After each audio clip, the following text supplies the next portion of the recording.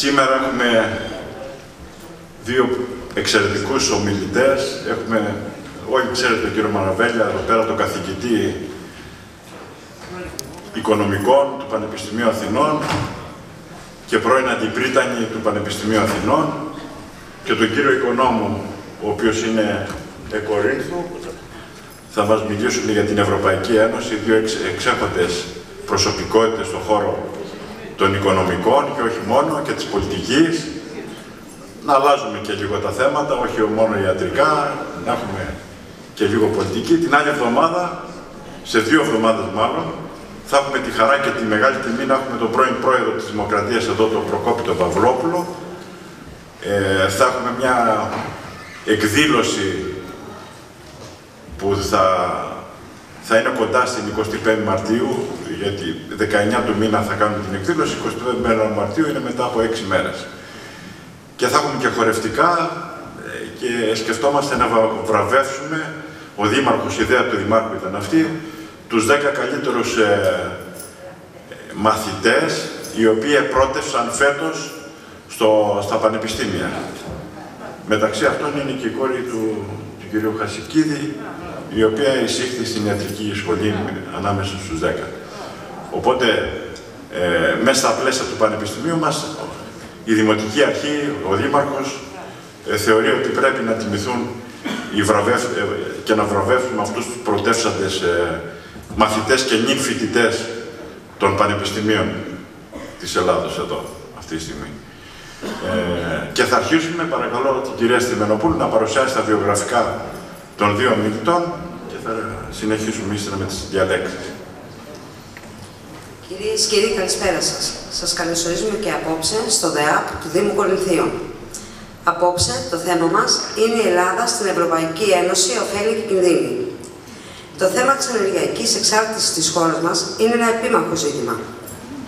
Τα προβλήματα στο περιβάλλον, η κλιματική αλλαγή κάνουν ολοένα και πιο επιβεβλημένη την ανάγκη χρήσης ανανεώσιμων πηγών ενέργειας.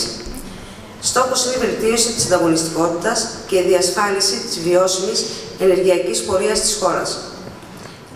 Καλεσμένοι μας απόψε είναι δύο αξιόλογοι επιστήμονες να μας καταθέσουν τις απόψεις τους. Ο κύριος Μαραβέγιας Ναπολέων και ο κύριος Οικονόμου Βλάσης. Θα σας αναφέρω 2 λόγια για τους ομιλητές μας πριν τους καλέσω στο βήμα να μας καταθέσουν τις γνώσεις του. Ο κύριος Ναπολέων Μαραβέγιας είναι πτυχιούχος του Τμήματος Οικονομικών Επιστημών του Πανεπιστημίου Αθηνών. Συνέχισε τις σπουδές του στη Γαλλία, στο Πανεπιστήμιο της Γκρενόμπλ, από όπου απέκτησε ντοκτορά ΕΤΑΤ με άριστα. Υπήρξε υπότροφος της Αγροτικής Τράπεζας και του Ιδρύματος Ωνάσης. Εργάστηκε ως ερευνητής στο Ίδρυμα Μεσογειακών Μελετών και στη συνέχεια εξελέγει επίκουρος καθηγητής, αναπληρωτής καθηγητής και καθηγητής στο Γεωπονικό Πανεπιστήμιο Αθηνών. Από το 2000 είναι καθηγητής της μακροοικονομικής ανάλυσης και ευρωπαϊκής οικονομικής ολοκλήρωσης στο Τμήμα Πολιτικής Επιστήμης και Δημόσιας Διοίκησης της Σχολής Οικονομικών και Πολιτικών Επιστημών του Εθνικού και Καποδικιστριακού Πανεπιστημίου Αθηνών, όπου διετέλεσε αναπληρωτής πρόεδρος τη διετία 2006-2008. Έχει κληθεί να διδάξει σε πολλά πανεπιστήμια της Ευρώπης, όπως της Γκρενόμπλ, της Οξφόρδης, του Παρισιού, του Νοπιελιέ, της Βαλέντσια και της Βουδαπέστης, σε προπτυχιακό και μεταπτυχιακό επίπεδο. Από το Μάρτιο του 2015 είναι αναπληρωτής πρίτανης του Εθνικού και Καποδιστριακού Πανεπιστημίου Αθηνών. Από το 1999 ως το 2004 διετέλεσε πρόεδρος του Εθνικού Ιδρύματος Αγροτικής Έρευνας και το 2003 έως το 2004 εκπρόσωπος της Ελλάδας στο Διεθνές Κέντρο Ανωτάτων Αγρονομικών Σπουδών της Μεσογείου. Το 2001 τιμήθηκε με τη Λεγεώνα της Τιμής από τον πρόεδρο της Γαλλικής Δημοκρατίας για την προσφορά του στην επιστήμη. Το 2006, το 2009 και 2012 ήταν πρόεδρος της Ελληνικής Πανεπιστημιακής Ένωσης Ευρωπαϊκών Σπουδών και από το 2008 μέχρι το 2010 υπήρξε μέλος της Αρχής Διασφάλισης και Επιστοποίησης της Ποιότητας στην Ανώτατη Εκπαίδευση. Από το 2010 μέχρι σήμερα είναι αντιπρόεδρος του Ευρωπαϊκού Κέντρου Αριστείας Ζεν Μονέτ του Πανεπιστημίου Αθηνών. Διετέλεσε επίσης Υπουργός Αγροτικής Ανάπτυξης στην υπηρεσιακή κυβέρνηση που συγκροτήθηκε το 2012 από μη πολιτικά πρόσωπα κοινής αποδοχής.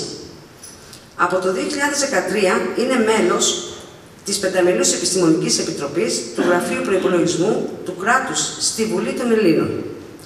Είναι διευθυντής του Ερευνητικού Κέντρου Οικονομικής Πολιτικής, Διακυβέρνησης και Ανάπτυξης του Τμήματος Πολιτικής Επιστήμης και Δημόσιας Διοίκησης. Ο κ. Βλάσης Οικονόμου είναι Διευθύνων Σύμβουλος του Ινστιτούτου της Ευρωπαϊκής Ενεργειακής και Κλιματικής Πολιτικής στο Άμστερνταμ, με γραφεία σε διάφορες χώρες. Είναι οικονομολόγος, απόφοιτος Οικονομικού Πανεπιστημίου Αθηνών και διδάκτορ στο Οικονομικό Πανεπιστήμιο της Ολλανδίας σε θέματα οικονομικών της ενέργειας. Διδάσκει επίσης το αντίστοιχο μάθημα και στο μεταπτυχιακό τμήμα στο Πανεπιστήμιο Πειραιά. Συμμετέχει, διαχειρίζεται και συντονίζει περισσότερα από 15 μεγάλα ευρωπαϊκά έργα που αφορούν την ενεργειακή και κλιματική πολιτική, την ενεργειακή εξοικονόμηση, την ενεργειακή ένδυα και παρέχει τεχνική βοήθεια σε όλα τα κράτη-μέλη για την επίτευξη των ενεργειακών τους στόχων. Επίσης, συνεργάζεται με την Ευρωπαϊκή Επιτροπή στο πλαίσιο του ελέγχου των κρατών μελών για την υλοποίηση των κοινοτικών σχετικών οδηγιών. Έχει εργαστεί πρώτερα στο Υπουργείο Οικονομικών της Ολλανδίας, στο Πανεπιστήμιο της Ουτρέχτης, με σχετικά αντίστοιχα έργα.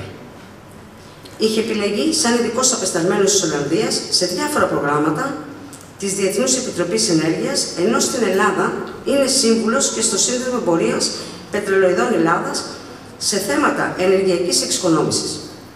Έχει συμμετάσχει σαν ομιλητής σε πολλά ευρωπαϊκά συνέδρια και έχει δημοσιεύσει περισσότερα από 40 σχετικά άρθρα σε επιστημονικά περιοδικά και βιβλία. Ο λόγος δικός σας. Οπότε είδατε και τα δύο βιογραφικά είναι πάρα πολύ δυνατά και έχουμε τη χαρά και την τιμή να έχουμε τον κύριο Μαραβέλια μαζί μας. Ναπολέον, τον είχα και καθηγητή στο Πανεπιστήμιο που τελείωσα μία από τις σχολές. Μία από τις πολλές σχολές. Έχετε το λόγο. Θέλετε να ανέβετε στο βήμα όπου θέλετε εσείς. Ναι.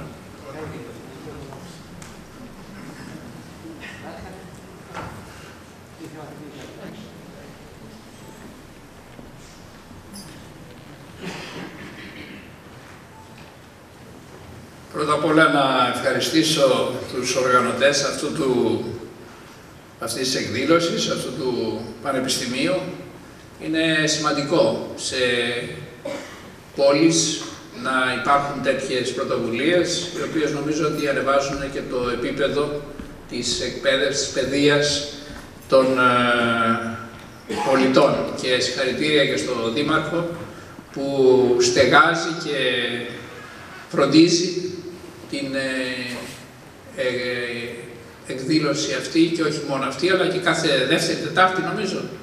Κάθε δεύτερη Τετάρτη τέτοιες παρόμοιες εκδηλώσεις, και από ό,τι βλέπω η συμμετοχή σας είναι μαζική. Πρέπει να πω ότι στην εποχή μας που είμαστε όλοι κλεισμένοι στα σπίτια μας, και μάλιστα και τώρα και το χειμώνα και κάνει και λίγο κρύο, είναι σημαντικό να είστε εδώ και χαίρομαι πραγματικά πάρα πολύ. Λοιπόν, το θέμα τώρα είναι πολύ μεγάλο, όπως καταλαβαίνετε, πολύ μεγάλο πραγματικά. Η Ελλάδα στην Ευρωπαϊκή Ένωση μπορεί να αποτελέσει και έχει αποτελέσει βεβαίως αντικείμενο πολλών μελετών, βιβλίων, μονογραφιών κλπ. Αλλά θα προσπαθήσω να είμαι όσο δυνατό πιο σύντομος για να έχουμε και το χρόνο να γίνουν και οι ερωτήσεις από εσάς. Και πιστεύω πως θα είμαι όσο μπορώ πιο περιεκτικός επίσης, πέρα από το σύντομος. Κοιτάξτε, όπως ξέρετε, η Ευρωπαϊκή Ένωση, όπως τελικά διαμορφώθηκε από 27 χώρες, όταν έφυγε το 2016 η Βρετανία με το δημοψήφισμα, όπως θα θυμάστε ίσως, το Brexit, έγιναν 27, μεγάλωσε με συνεχείς διευρύνσεις. Ξεκίνησε το 1958 με 6 χώρες, 3 μεγάλες και 3 μικρές, Γαλλία, Γερμανία, Ιταλία, Βέλγιο, Λουξεμβούργο και Ολλανδία. Οι 6 χώρες γίνανε 9 το 1973 με την Αγγλία, την Ιρλανδία και την Δανία. Αργότερα γίναν 10 με την Ελλάδα. Αργότερα γίνανε 12 με την Ισπανία και την Πορτογαλία. Λίγο αργότερα γίναν 15 με την Αυστρία, την Σουηδία και τη Φιλανδία. Και πολύ αργότερα γίνανε 27, γιατί προσθέθηκαν και όλες αυτές οι χώρες της Ανατολικής Ευρώπης. Τελευταία μπήκαν και 2 χώρες, η Κροατία και η Σλοβενία. Άρα λοιπόν σήμερα είμαστε 27 χώρες, πράγμα από το οποίο είναι εξαιρετικά δύσκολο να το διαχειριστεί κανένας. Και θέλω να σας πούμε πάρα πολύ συνοπτικά πώς λειτουργεί αυτό το σύστημα, διότι πολλοί από εσάς μπορεί να ξέρουν, αλλά φαντάζομαι ότι υπάρχουν κι άλλοι που μπορεί και να μην ξέρουν με ξεκάθαρο τρόπο πώς λειτουργεί όλο αυτό το οικοδόμημα. Και εξάλλου και αυτοί που ξέρουν, όπως λέμε εμείς στα πανεπιστήμια και στα σχολεία, η επανάληψη είναι μητέρα της μάθησης, κύριε Τουρσουλίτ, δεν είναι? Λοιπόν, η Ευρωπαϊκή Ένωση έχει 5 όργανα, θεσμικά όργανα. Έχει την Ευρωπαϊκή Επιτροπή, που αποτελείται από την Πρόεδρο. Σήμερα είναι η κυρία Φόντερ Λάιν, όπως ξέρετε, και 27, όσες είναι και οι χώρες επιτρόπους, όπου ο κάθε επίτροπος δεν είναι εκπρόσωπος της χώρας, προσοχή εδώ, είναι ένα είδος υπουργού που έχει κάποιο χαρτοφυλάκιο γεωργίας, βιομηχανίας, εμπορίου κλπ. Που αφορά ολόκληρη την Ευρωπαϊκή Ένωση. Προφανώς, εφόσον προέρχεται ο καθένας από τη χώρα του, έχει μια ιδιαίτερη ευαισθησία για τη χώρα του, αλλά δεν είναι σε καμία περίπτωση εκπρόσωπος. Παραδείγματος χάρη τώρα, ο κύριος Τζιτζικώστας που έχει το χαρτοφυλάκιο των μεταφορών δεν εκπροσωπεί την Ελλάδα, αλλά είναι επιφορτισμένος με τη διαχείριση του τομέα των μεταφορών. Τώρα, στη συνέχεια, τι κάνει ακριβώς αυτή η Επιτροπή?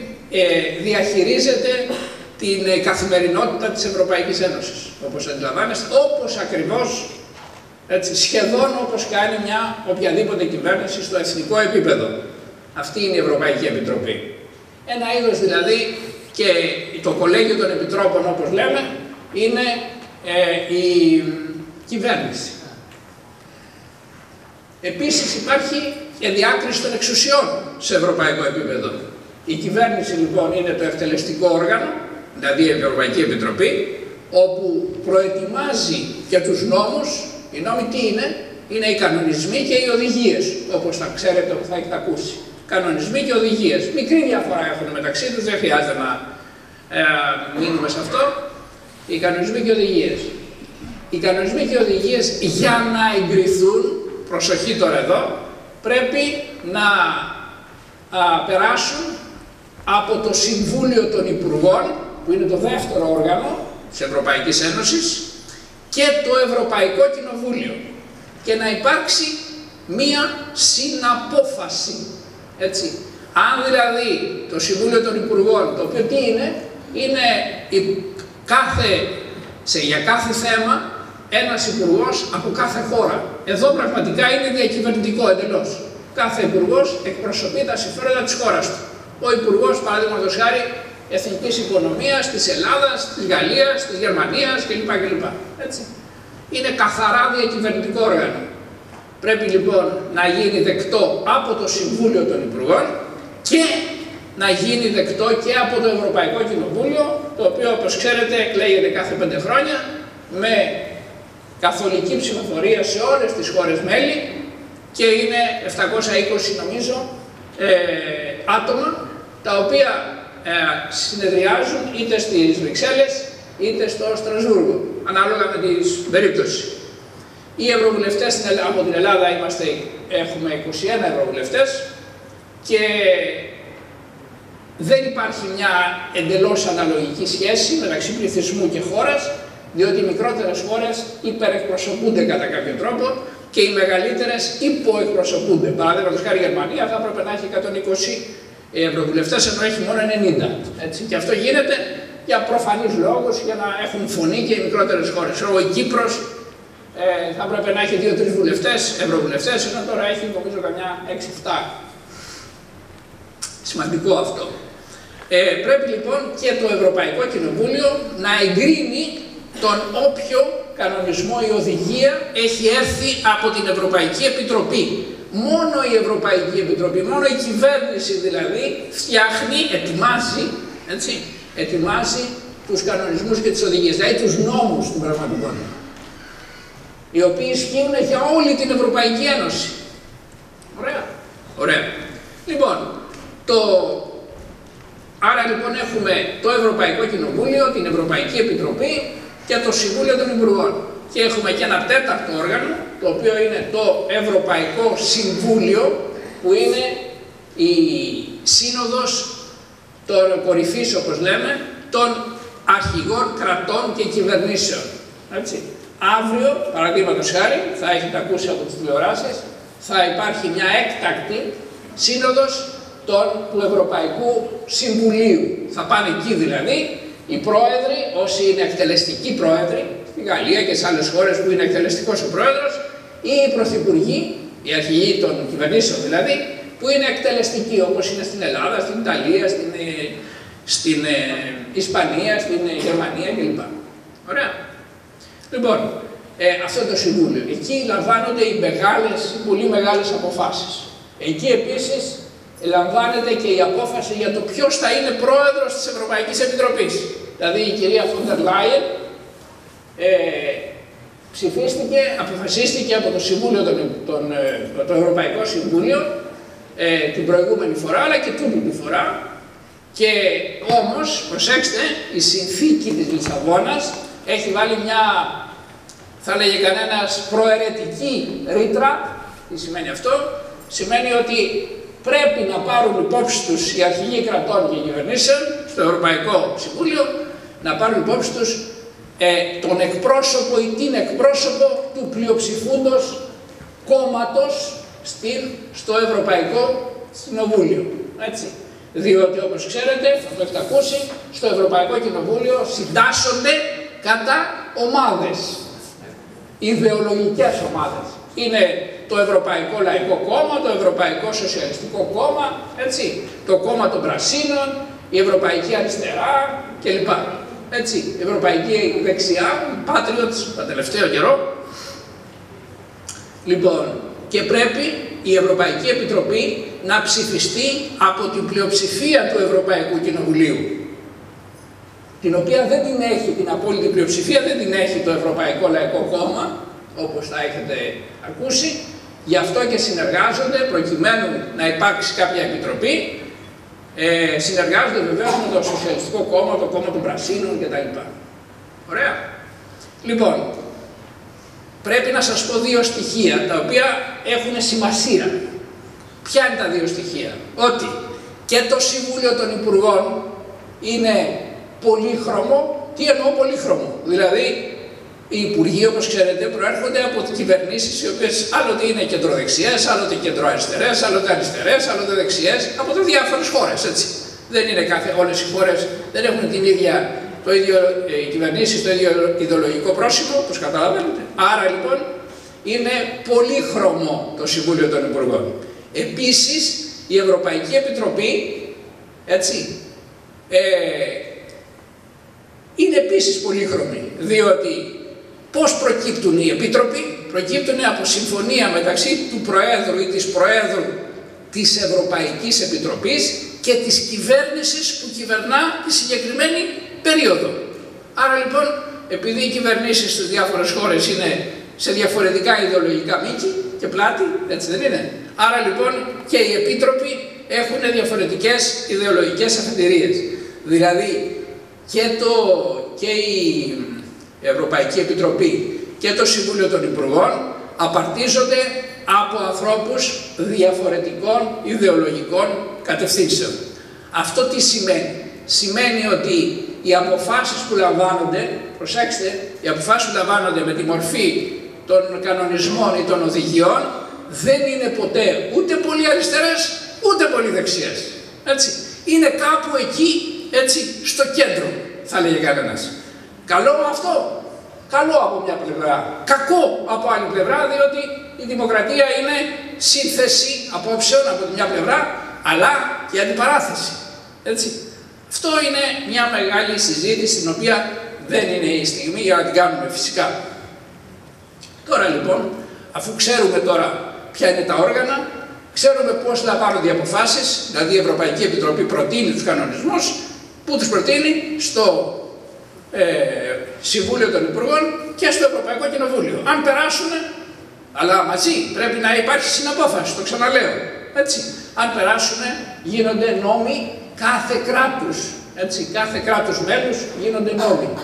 Και ξέρετε ότι περίπου το 3/4 της καθημερινής μας ζωής, έτσι, ρυθμίζονται από αυτούς τους νόμους, από αυτούς τους κανονισμούς και τις οδηγίες. Μην γελιόμαστε.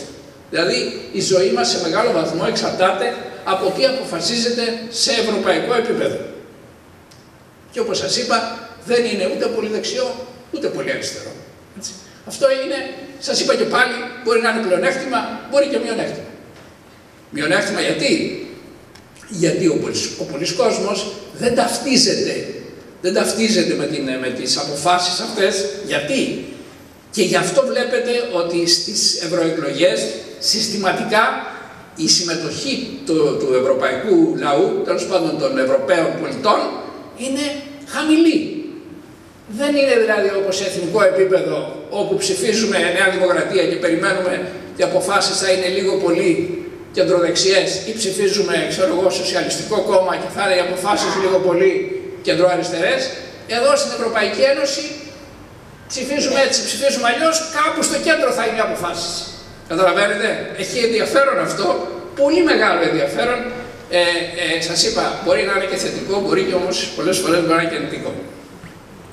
Άρα λοιπόν, ξέρουμε λοιπόν όλα αυτά και από εκεί και πέρα, όλα αυτά βεβαίως που σας λέω, προέκυψαν σιγά σιγά με τα χρόνια, έτσι. Δεν ξεκίνησε η Ευρωπαϊκή Ένωση έτσι, το 1958, τώρα η Ευρωπαϊκή Ένωση έχει πάρα πολλά χρόνια ζωής και έχει φτιάξει ένα οικοδόμημα το οποίο είναι δύσκολο να καταδαφιστεί, αν και τώρα μπαίνουμε στα δύσκολα, αν και οι αλλαγές, οι τεκτονικές αλλαγές που συμβαίνουν σήμερα με την αλλαγή στάσης των ΗΠΑ, με τις αποφάσεις που λαμβάνονται σε υψηλό επίπεδο από τον νέο πρόεδρο Τραμπ, αντιλαμβάνεστε πολύ καλά ότι κλονίζουν τα θεμέλια της Ευρωπαϊκής Ένωσης. Θα τα πούμε λίγο πιο αναλυτικά στη συνέχεια.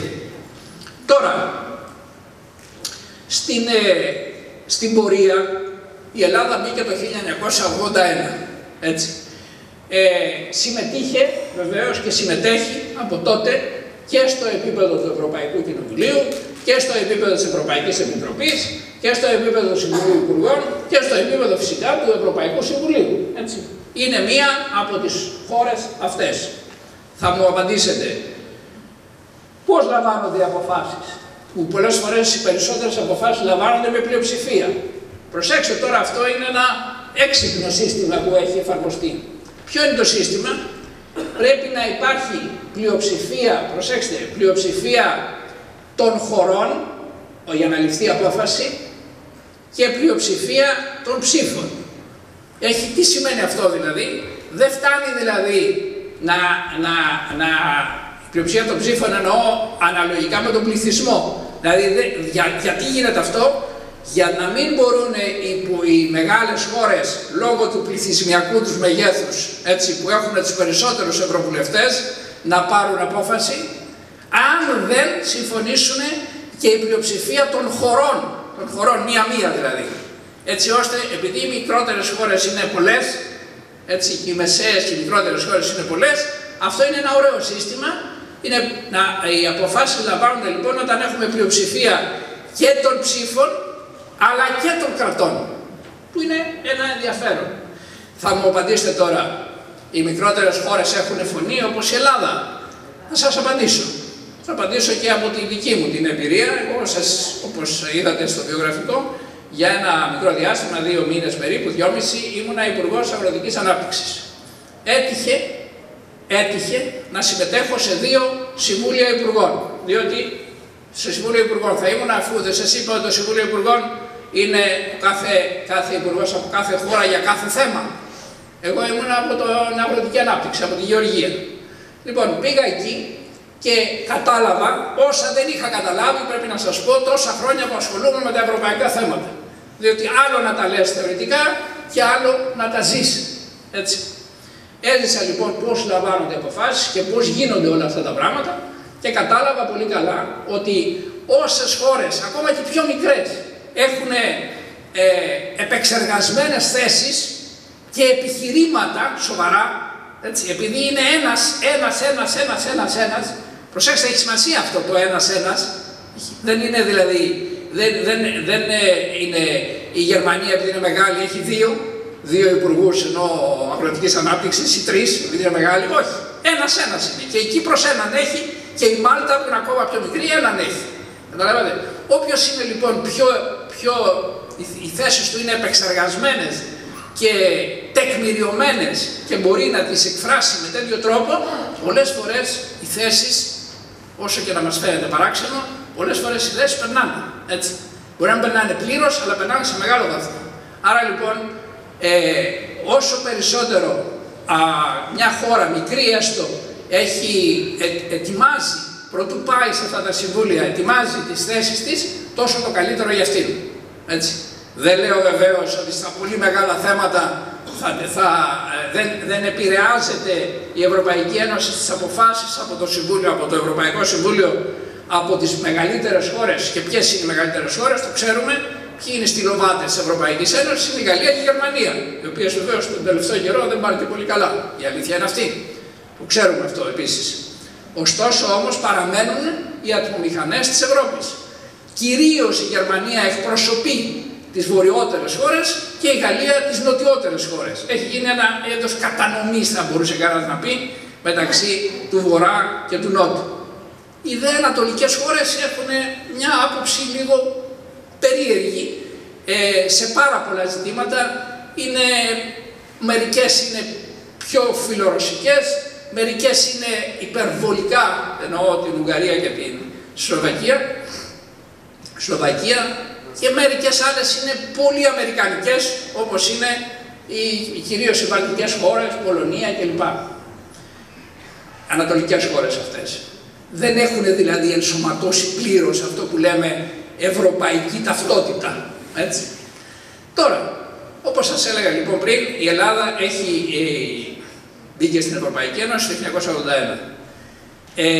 Για 3 λόγους η τότε κυβέρνηση της Νέας Δημοκρατίας και ιδιαίτερα ο Κωνσταντίνος Καραμανλής αποφάσισε να πιέσει έτσι ώστε να μπει η Ελλάδα στην Ευρωπαϊκή Ένωση για 3 λόγους.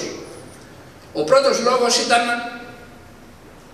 για να εξασφαλίσει μια πιο θεσμική θέση σε αυτό το δυτικό οικοδόμημα. Έτσι. Δηλαδή μια πιο θεσμική, μια πιο οργανωμένη θέση. Έτσι. Και κάπως να ξεφύγει και από την απόλυτη αμερικανική κυριαρχία. Όσο ήταν δυνατόν αυτό.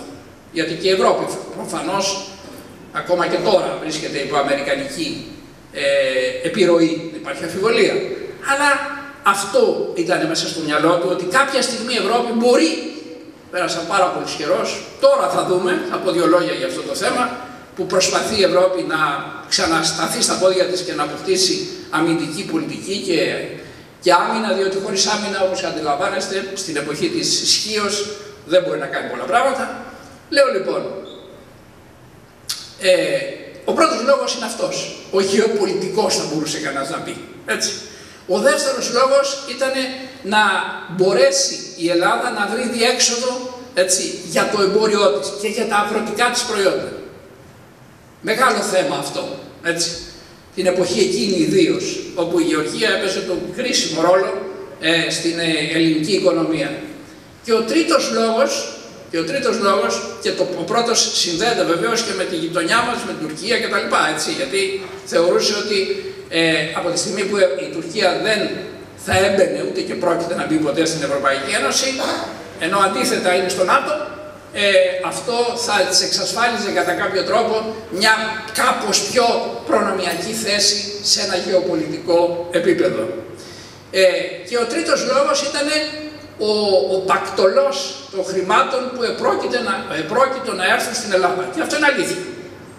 Πρέπει να σας πω ότι εμείς στο Πανεπιστήμιο, στο εργαστήριό μου, στο κέντρο έρευνας που έχουμε εμείς στο Πανεπιστήμιο, στο Τμήμα Πολιτικής Επιστήμης, έχουμε υπολογίσει ότι είμαστε γύρω στα 200 δις. 200 δις έχουν έρθει στην Ελλάδα ως βοήθεια, μέχρι πρόσφατα, έτσι.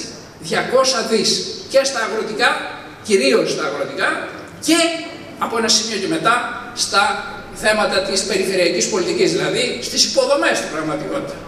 Ξέρετε ότι ήδη από το 1985 και τα λοιπά άρχισε ο αγροτικός τομέας να έχει μεγάλη εισρωή χρημάτων, έτσι, από την κοινή αγροτική πολιτική. Δεν το αμφισβητεί κανένας. Θα μου πείτε, εξυγχρονίστηκε ο αγροτικός τομέας ως παραγωγικός τομέας? Λίγο. Θα μπορούσε να έχει εξυγχρονιστεί πολύ περισσότερο. Όμως η ευημερία στις αγροτικές περιοχές της Ελλάδας νομίζω πως είναι πολύ ξεκάθαρη. Δηλαδή, όποιοι οι μεγαλύτεροι από εμάς, γιατί και εγώ μεγάλος είμαι, έτσι, ξέρουν πολύ καλά πώς ήταν η Ελλάδα, η αγροτική Ελλάδα, η επαρχία, τη δεκαετία του 70, πώς έγινε στη δεκαετία του 80 και πώς έγινε στη δεκαετία του 90. Δεν υπάρχει καμία αμφιβολία. Εννοώ από πλευράς ευημερίας. Δεν λέω για τον εξυγχρονισμό των αγροτικών δομών κλπ. Είναι μια άλλη συζήτηση που είναι δύσκολο να γίνει τώρα. Όσο αφορά δε τα ζητήματα της περιφερειακής πολιτικής, δηλαδή τα μεγάλα έργα υποδομών, πέστε μου ένα μεγάλο έργο που η Ευρωπαϊκή Ένωση δεν έχει δώσει τα 3/4, ίσως και περισσότερο, σε επίπεδο χρηματοδότησης. Πέστε μου, ένα. Από τη γέφυρα που είναι κοντά μας, από στο Ρίο Αντίριο, μέχρι τους δρόμους. Καταλαβαίνετε λοιπόν ότι η Ελλάδα στο τρίτο κομμάτι, προσέξτε τώρα, γιατί σας είπα 3 λόγους είχε ο Καραμανλής. Ο πρώτος ήταν γεωπολιτικός, έτσι. Ο δεύτερος ήταν να εξαχθούν τα προϊόντα μας και να εξυγχρονιστεί η αγροτική παραγωγή και η βιομηχανία κλπ. Και ο τρίτος ήταν τα χρήματα που επρόκειτο να έρθουν. Στο τρίτο τομέα, στον τρίτο λόγο, νομίζω πως αυτό ήταν μια μεγάλη επιτυχία. Στον πρώτο, όσο αφορά τα γεωπολιτικά, είναι αμφίβολο. Είναι αμφίβολο διότι αντιλαμβάνεστε ότι δεν ήταν, τώρα δεν ξέρουμε τι θα γίνει από εδώ και πέρα, δεν ήταν η Ευρωπαϊκή Ένωση μια ξεκάθαρα ξεχωριστή οντότητα από τις ΗΠΑ, δεν είχε μια δικιά της αμυντική πολιτική, έτσι, δεν είχε δική της στρατιωτική δύναμη, έτσι ώστε να επωφεληθεί και η Ελλάδα που θα έμπαινε μέσα σε αυτή την ομάδα των κρατών της Ευρωπαϊκής Ένωσης. Στο γεωπολιτικό πεδίο θα μου πείτε, σκεφτείτε να μην είμαστε, διότι το θέμα δεν είναι μονάχα το πόσο ωφελείσαι, είναι πόσο ωφελείσαι που είσαι. Πρέπει να σκεφτεί κανένας και το τι θα έχανες αν δεν ήσουν, έτσι. Παίζει και αυτό μεγάλο ρόλο. Πρέπει να το δούμε γι' αυτό από την πλευρά, δηλαδή γεωπολιτική. Τώρα, από την πλευρά την άλλη, του εξυγχρονισμού δηλαδή της ελληνικής οικονομίας, και εδώ τα πράγματα δεν μπορώ να πω, από τόσα χρόνια που μελετάμε όλα αυτά, όπως καταλαβαίνετε, δεν μπορώ να πω ότι ήταν πολύ μεγάλη η επιτυχία μας. Έτσι. Γιατί? Διότι πολλά χρήματα ήρθαν στην Ελλάδα για να εξυγχρονιστεί η βιομηχανία και η γεωργία, αλλά δεν έπιασαν τόπο όσο θα μπορούσαν να είχαν πιάσει αν βεβαίως η ελληνική δημόσια διοίκηση, που δυστυχώς παραμένει σε αυτή την κατάσταση, η ελληνική δημόσια διοίκηση, όχι ο καθένας δημόσιος υπάλληλος, ο καθένας ξεχωριστά, συνολικά, έτσι, ένα σαν σύστημα, δεν είναι το πιο αποτελεσματικό σύστημα που θα μπορούσαμε να έχουμε σε αυτή τη χώρα. Άρα λοιπόν βλέπετε ότι εν μέρη στο γεωπολιτικό πεδίο είχαμε μια σχετική επιτυχία. Μην ξεχνάμε ότι όταν έγινε η επίθεση εκεί με τους μετανάστες στον Εύρο, άρχισε να γίνεται μια συζήτηση ότι η Ελλάδα αποτελεί το σύνορο της Ευρώπης. Και στο συμβολικό πεδίο είχαν έρθει τότε η πρόεδρος της Ευρωπαϊκής Επιτροπής, ο πρόεδρος του Ευρωπαϊκού Συμβουλίου και κάνανε μία βόλτα εκεί για να δούνε, και αυτό είχε μεγάλο συμβολικό χαρακτήρα, δηλαδή ότι εδώ τελειώνει η Ευρωπαϊκή Ένωση και εδώ είναι τα σύνορά της. Από γεωπολιτικής πλευράς έχει μια σημασία, έτσι. Τώρα, σας είπα, και για το οικονομικά, τον εξυγχρονισμό της γεωργίας και της βιομηχανίας, δεν μπορώ να είμαι αισιόδοξος απολύτως, αλλά σας είπα τους λόγους για τους οποίους εν μέρη ο τρόπος που δόθηκαν τα χρήματα, αλλά και ο τρόπος που εισπράχθηκαν τα χρήματα και χρησιμοποιήθηκαν και αξιοποιήθηκαν τα χρήματα, δεν ήταν ο καλύτερος δυνατός. Άρα λοιπόν, αν θέλει κανένας να κάνει τον τελικό απολογισμό, που προσπαθούμε να τον κάνουμε τον τελικό απολογισμό, κέρδη και ζημιές για τη συμμετοχή της Ελλάδας στην Ευρωπαϊκή Ένωση, πρέπει να σας πω ότι κατά το 80 ίσως και παραπάνω της 100, νομίζω πως κερδισμένοι βγήκαμε, μάλιστα μέσα στις δύσκολες εποχές που ζούμε καθημερινά κλπ. Διότι ξέρετε, πριν από 40 μέρες, όταν εξελέγει ο πρόεδρος Τραμπ, άλλαξαν τα πάντα. Έτσι, βρισκόμαστε σε μια άλλη ιστορική φάση, όπου όλα αυτά που ξέραμε στο παρελθόν, δηλαδή κατοχυρωμένα σύνορα, κατοχυρωμένες συμφωνίες, συνθήκες, όλα αυτά που ξέραμε, έχουν μάλλον πάει στο καλάθι των αχρήστων. Βλέπετε πολύ καλά ότι ο πρόεδρος Τραμπ μπορεί, από ό,τι φαίνεται, να φέρει την ειρήνη στην Ουκρανία, και αυτό είναι πάρα πολύ θετικό για να μην σκοτώνονται άνθρωποι, προφανώς. Θα δούμε τι θα γίνει βεβαίως εκεί με την Παλαιστίνη και το Ισραήλ κλπ. Ακόμα τα πράγματα δεν είναι καθόλου καθαρά. Αλλά από την άλλη πλευρά, μην ξεχνάτε ότι είναι μια κατάσταση όπου κανείς δεν ξέρει πού θα καταλήξει. Είναι μια ευκαιρία για την Ευρωπαϊκή Ένωση, ξυπνάει από ένα λίθαργο, όπως είπε και ο Πρωθυπουργός, και πολύ σωστά το είπε. Πρέπει να ξυπνήσει από αυτό το λίθαργο, πρέπει να ήδη χθες είδαμε μια πρόταση από την πρόεδρο της Ευρωπαϊκής Επιτροπής, έτσι, για να τα είπα προηγουμένως στην αρχή αυτά, για να ξέρουμε ποιος είναι πρόεδρος, πού και λοιπά και τι αποφάσεις παίρνει και όλα αυτά. Έχουν μεγάλη σημασία να τα ξέρουμε όλα αυτά. Ως πρόεδρος της Ευρωπαϊκής Επιτροπής, μια πρόταση που θα κάνει στο Ευρωπαϊκό Συμβούλιο για 800 δισεκατομμύρια, γιατί δεν είναι μονάχα να φτιάξει η Ευρωπαϊκή Ένωση στρατό, δεν είναι μόνο αυτό, είναι να φτιάξει και μια βιομηχανία πολεμική, ώστε να προμηθεύεται αυτός ο στρατός από την ευρωπαϊκή πολεμική βιομηχανία και όχι από την αμερικάνικη. Έτσι δεν είναι? Διότι τι νόημα έχει αυτό? Να έχει το στρατό και να εξαρτάται μόνο από τις ΗΠΑ. Αυτό είναι το μεγάλο στοίχημα, είναι πώς θα μπορέσει η Ευρώπη να αποκτήσει μια μεγάλη στρατιωτική δύναμη, έτσι ώστε να είναι υπολογίσιμη. Δεν λέω να είναι εναντίον της Ρωσίας ή εναντίον οποιοδήποτε, αλλά να είναι υπολογίσιμη δύναμη. Διότι τώρα είναι μια μεγάλη οικονομική δύναμη, πάνω από 500 εκατομμύρια καταναλωτές, αλλά από πλευράς στρατιωτικής και πολιτικής είναι πάρα πολύ ασθενής. Αν τα καταφέρει τώρα να το κάνει, θα είναι μεγάλη υπόθεση. Πρέπει να σας πω ότι δεν είναι εύκολο, καθόλου εύκολο, αλλά πάντοτε πρέπει να είμαστε αισιόδοξοι, διότι αφορά τη χώρα μας, έχει μεγάλη σημασία αυτό. Αφορά τη χώρα μας. Βεβαίως το ξέρει και το βλέπει ο γείτονάς μας εκεί, η Τουρκία, ο Ερντογάν, ο οποίος είναι σπουδαίος ηγέτης για τους Τούρκους, δεν υπάρχει καμία αμφιβολία. Έτσι, το βλέπει και το καταλαβαίνει ότι μπορεί να βρεθεί απ' έξω και προσπαθεί να εισχωρήσει τώρα με διάφορους τρόπους, δίνοντας τη δυνατότητα να πάει και στρατό στην Ουκρανία, να αγγιηθεί κλπ.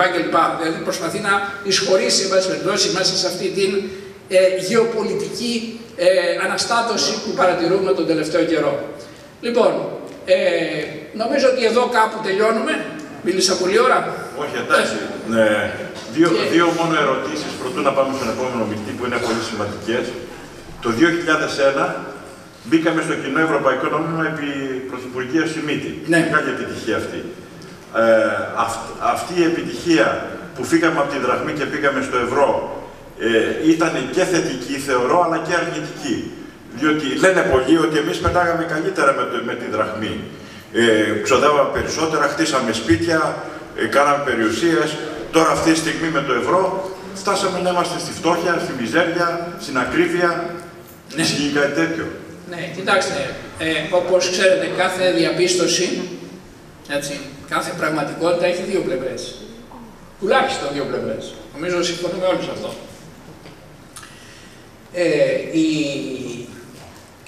Η είσοδος της ελληνικής οικονομίας στην Νομισματική Ένωση, αυτό που είπατε δηλαδή, και η υιοθέτηση του ευρώ, η υιοθέτηση δηλαδή του κοινού ευρωπαϊκού νομίσματος, είχε και θετικά και αρνητικά. Τα θετικά προφανώς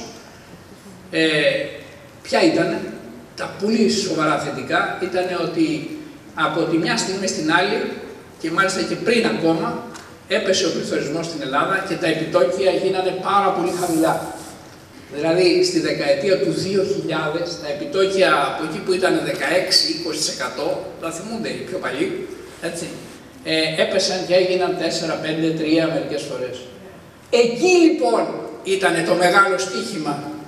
Εάν δηλαδή η ελληνική οικονομία μπορούσε, εννοώ για τους επενδυτές τώρα, έτσι, αν η ελληνική οικονομία μπορούσε να υποφεληθεί από αυτό το φθηνό χρήμα που δεν το είχε πριν, κάνοντας επενδύσεις πολλές όπως έγιναν στην Ιρλανδία, όπως έγιναν στην Ισπανία, έτσι, στην Ελλάδα δεν το καταφέραμε.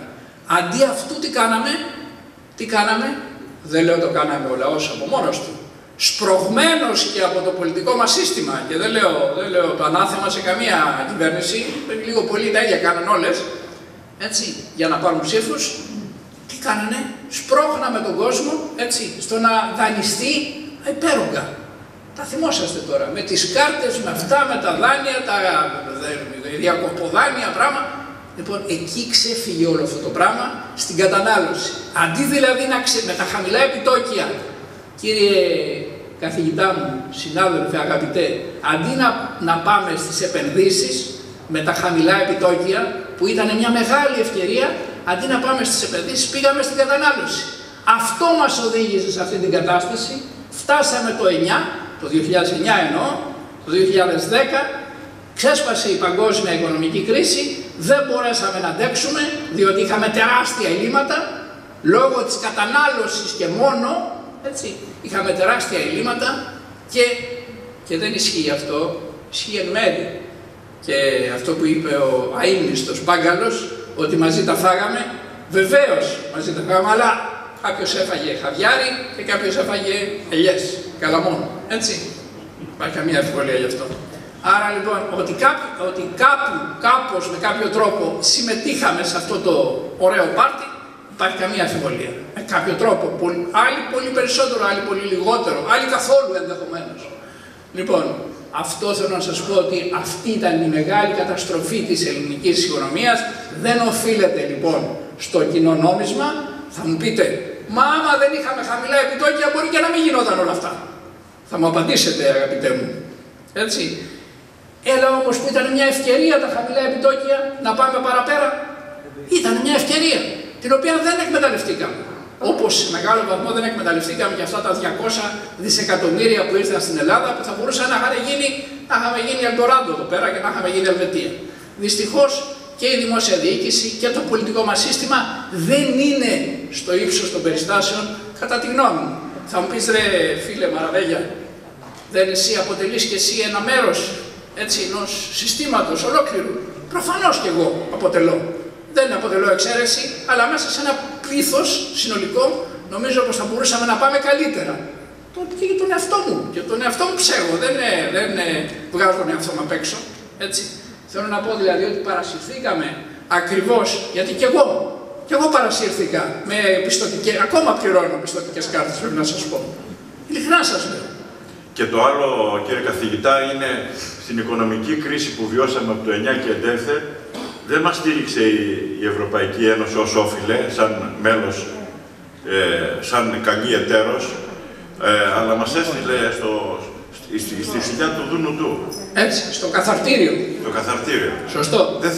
Δεν είναι σωστό αυτό, δηλαδή, όταν και υπέστημεν αυτά που υπέστημεν όλα αυτά τα χρόνια. Και δεν μπορούμε τα ακόμα... δεινά, τα μεγάλα οικονομικά, την εξαθλίωση, όλα αυτά. Και δεν μπορούμε... Άρα λοιπόν, η Οικονομική Ένωση ποια είναι, δηλαδή, η Ένωση μόνο για το ωφέλη της και για να παίρνει τα δικά της, και όταν είναι η οικονομική κρίση να μας βάζει τη γκρεμάλα για να μας κρεμάσει. Σωστό. Θα σας απαντήσω. Κοιτάξτε, το ζήτημα λοιπόν είναι το εξής.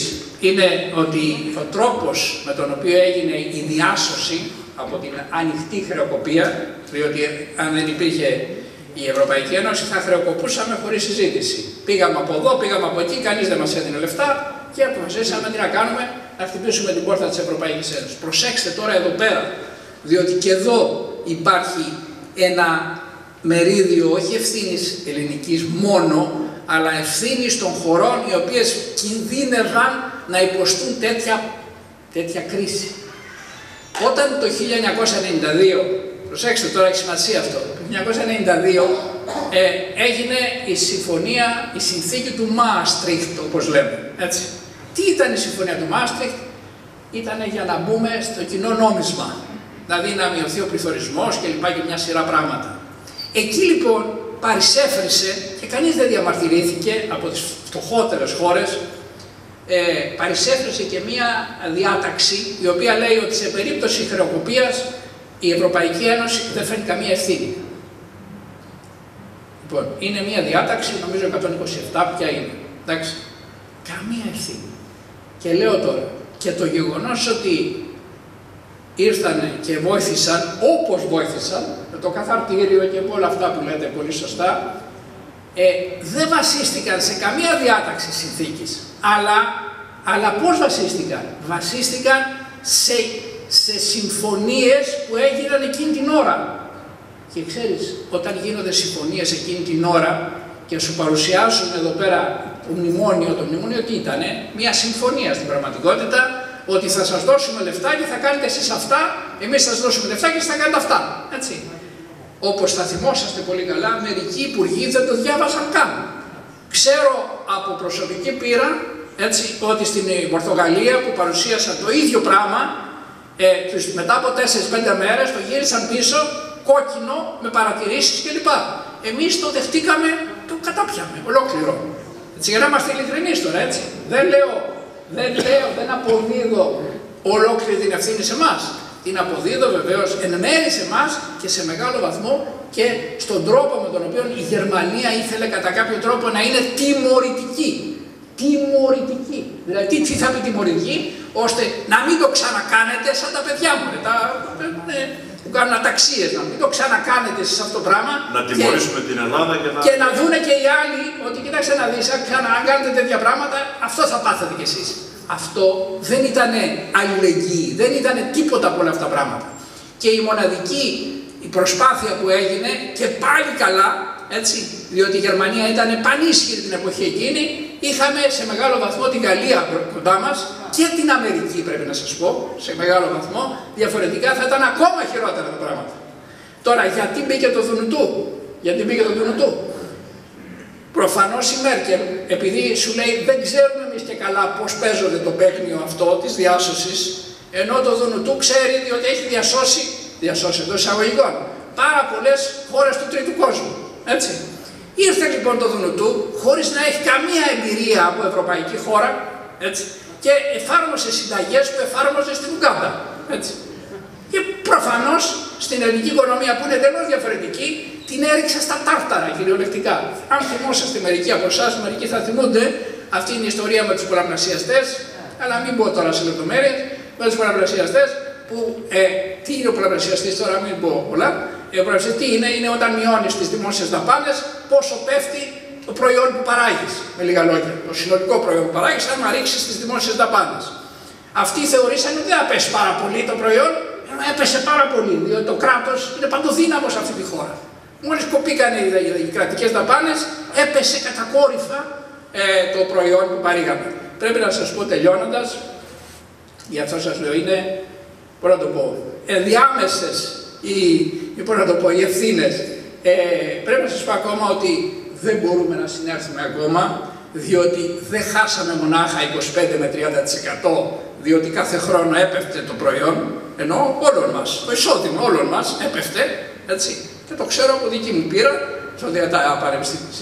οι μισθοί στα πανεπιστήμια μειώθηκαν κατά 30%. Τα λέω καλά. Δεν είναι μόνο το 30% που χάθηκε, είναι και αυτό που δεν κερδίθηκε. Διότι σε αυτά τα 10 χρόνια, εγώ δεν σας λέω να είχαμε καμιά τρομερή ανάπτυξη, δεν θα είχαμε 2%. Με κάτι σπουδαίο, το 2%, άρα 2 θα μπορούσαμε να είχαμε ένα 20% πάνω. Και δεν είχαμε μόνο 20% πάνω, δεν το είχαμε, είχαμε και 30% κάτω. Άρα λοιπόν, αν το αθροίσουμε, πάει γύρω στο 50%. Χάσαμε δηλαδή, ήταν μεγάλη καταστροφή, δεν μπορεί να συλλάβει κανένας πόσο μεγάλη καταστροφή πάθαμε αυτά τα 10 χρόνια. Και την πάθαμε και βεβαίως και με την ευθύνη του πολιτικού μας συστήματος, όπου ο καθένας ήθελε να μας σώσει, θα θυμάστε τώρα. Αλλάζαν κυβερνήσεις, εγώ θα σας σώσω και θα σας ξανασώσω και θα σας ξανασώσω και εμείς βεβαίως προκειμένου να σωθούμε ψηφίζαμε, έτσι, και γινόταν αυτή η κατάσταση μέχρι που τελικά φτάσαμε 10 χρόνια να παιδευόμαστε, ενώ άλλες χώρες στα 2-3 χρόνια είχαν, για να μην πω για την Ιρλανδία, η οποία έχει απογειωθεί πλήρως. Σε 5 χρόνια φτάνουμε στο 30. Υπάρχει κίνδυνο στο 30, το 2030, που έχουμε ληξιπρόθεσμα δάνεια. Ρωτάει ο κόσμος. Σωστό είναι αυτό. Σωστό είναι αυτό που λέτε. Κοιτάξτε, ήδη βλέπω, παρατηρώ προς τιμήν, παρότι μπορεί να είμαστε εναντίον της κυβέρνησης κλπ. Για διάφορους άλλους λόγους, αλλά προς τιμήν της κυβέρνησης προσπαθεί τώρα τι να κάνει, να αγοράσει, έτσι, επειδή μπορεί να το κάνει, επειδή πάμε σχετικά καλά στα δημοσιοοικονομικά, δεν λέω τώρα για την ακρίβεια και τον κόσμο που υποφέρει, η αλήθεια είναι αυτή, αλλά δημοσιονομικά πάμε καλά, να αγοράσει όσο μπορεί περισσότερο χρέος, να πέσουμε έτσι ώστε και κάποιες από τις εγγυήσεις, γιατί θα καταπέσουν εγγυήσεις το 32, εκεί θα γίνει χαμός, να μπορέσει να τις πιάσει όλα αυτά, να μην φτάσουμε στο σημείο να μην μπορούμε να ορθοποδήσουμε μετά το 30. Γίνεται δηλαδή μια προσπάθεια τα τελευταία 2-3 χρόνια, τα 2 τελευταία χρόνια. Τώρα το θέμα είναι αν θα συνεχιστεί αυτό και πώς θα συνεχιστεί και με ποιο τρόπο θα συνεχιστεί, με όλα αυτά που βλέπετε και παρακολουθείτε στις τηλεοράσεις σας και ίσως συμμετέχετε κι εσείς από αγανάκτηση. Φυσικά δεν λέω ότι κακώς κάνετε, αλλά πρέπει να δούμε πώς θα εξελιχθούν τα πράγματα και στην Ελλάδα στο πολιτικό επίπεδο. Ευχαριστούμε κύριε καθηγητά. Και παρακαλώ τον κύριο Οικονόμου να κάνει την διάλεξη.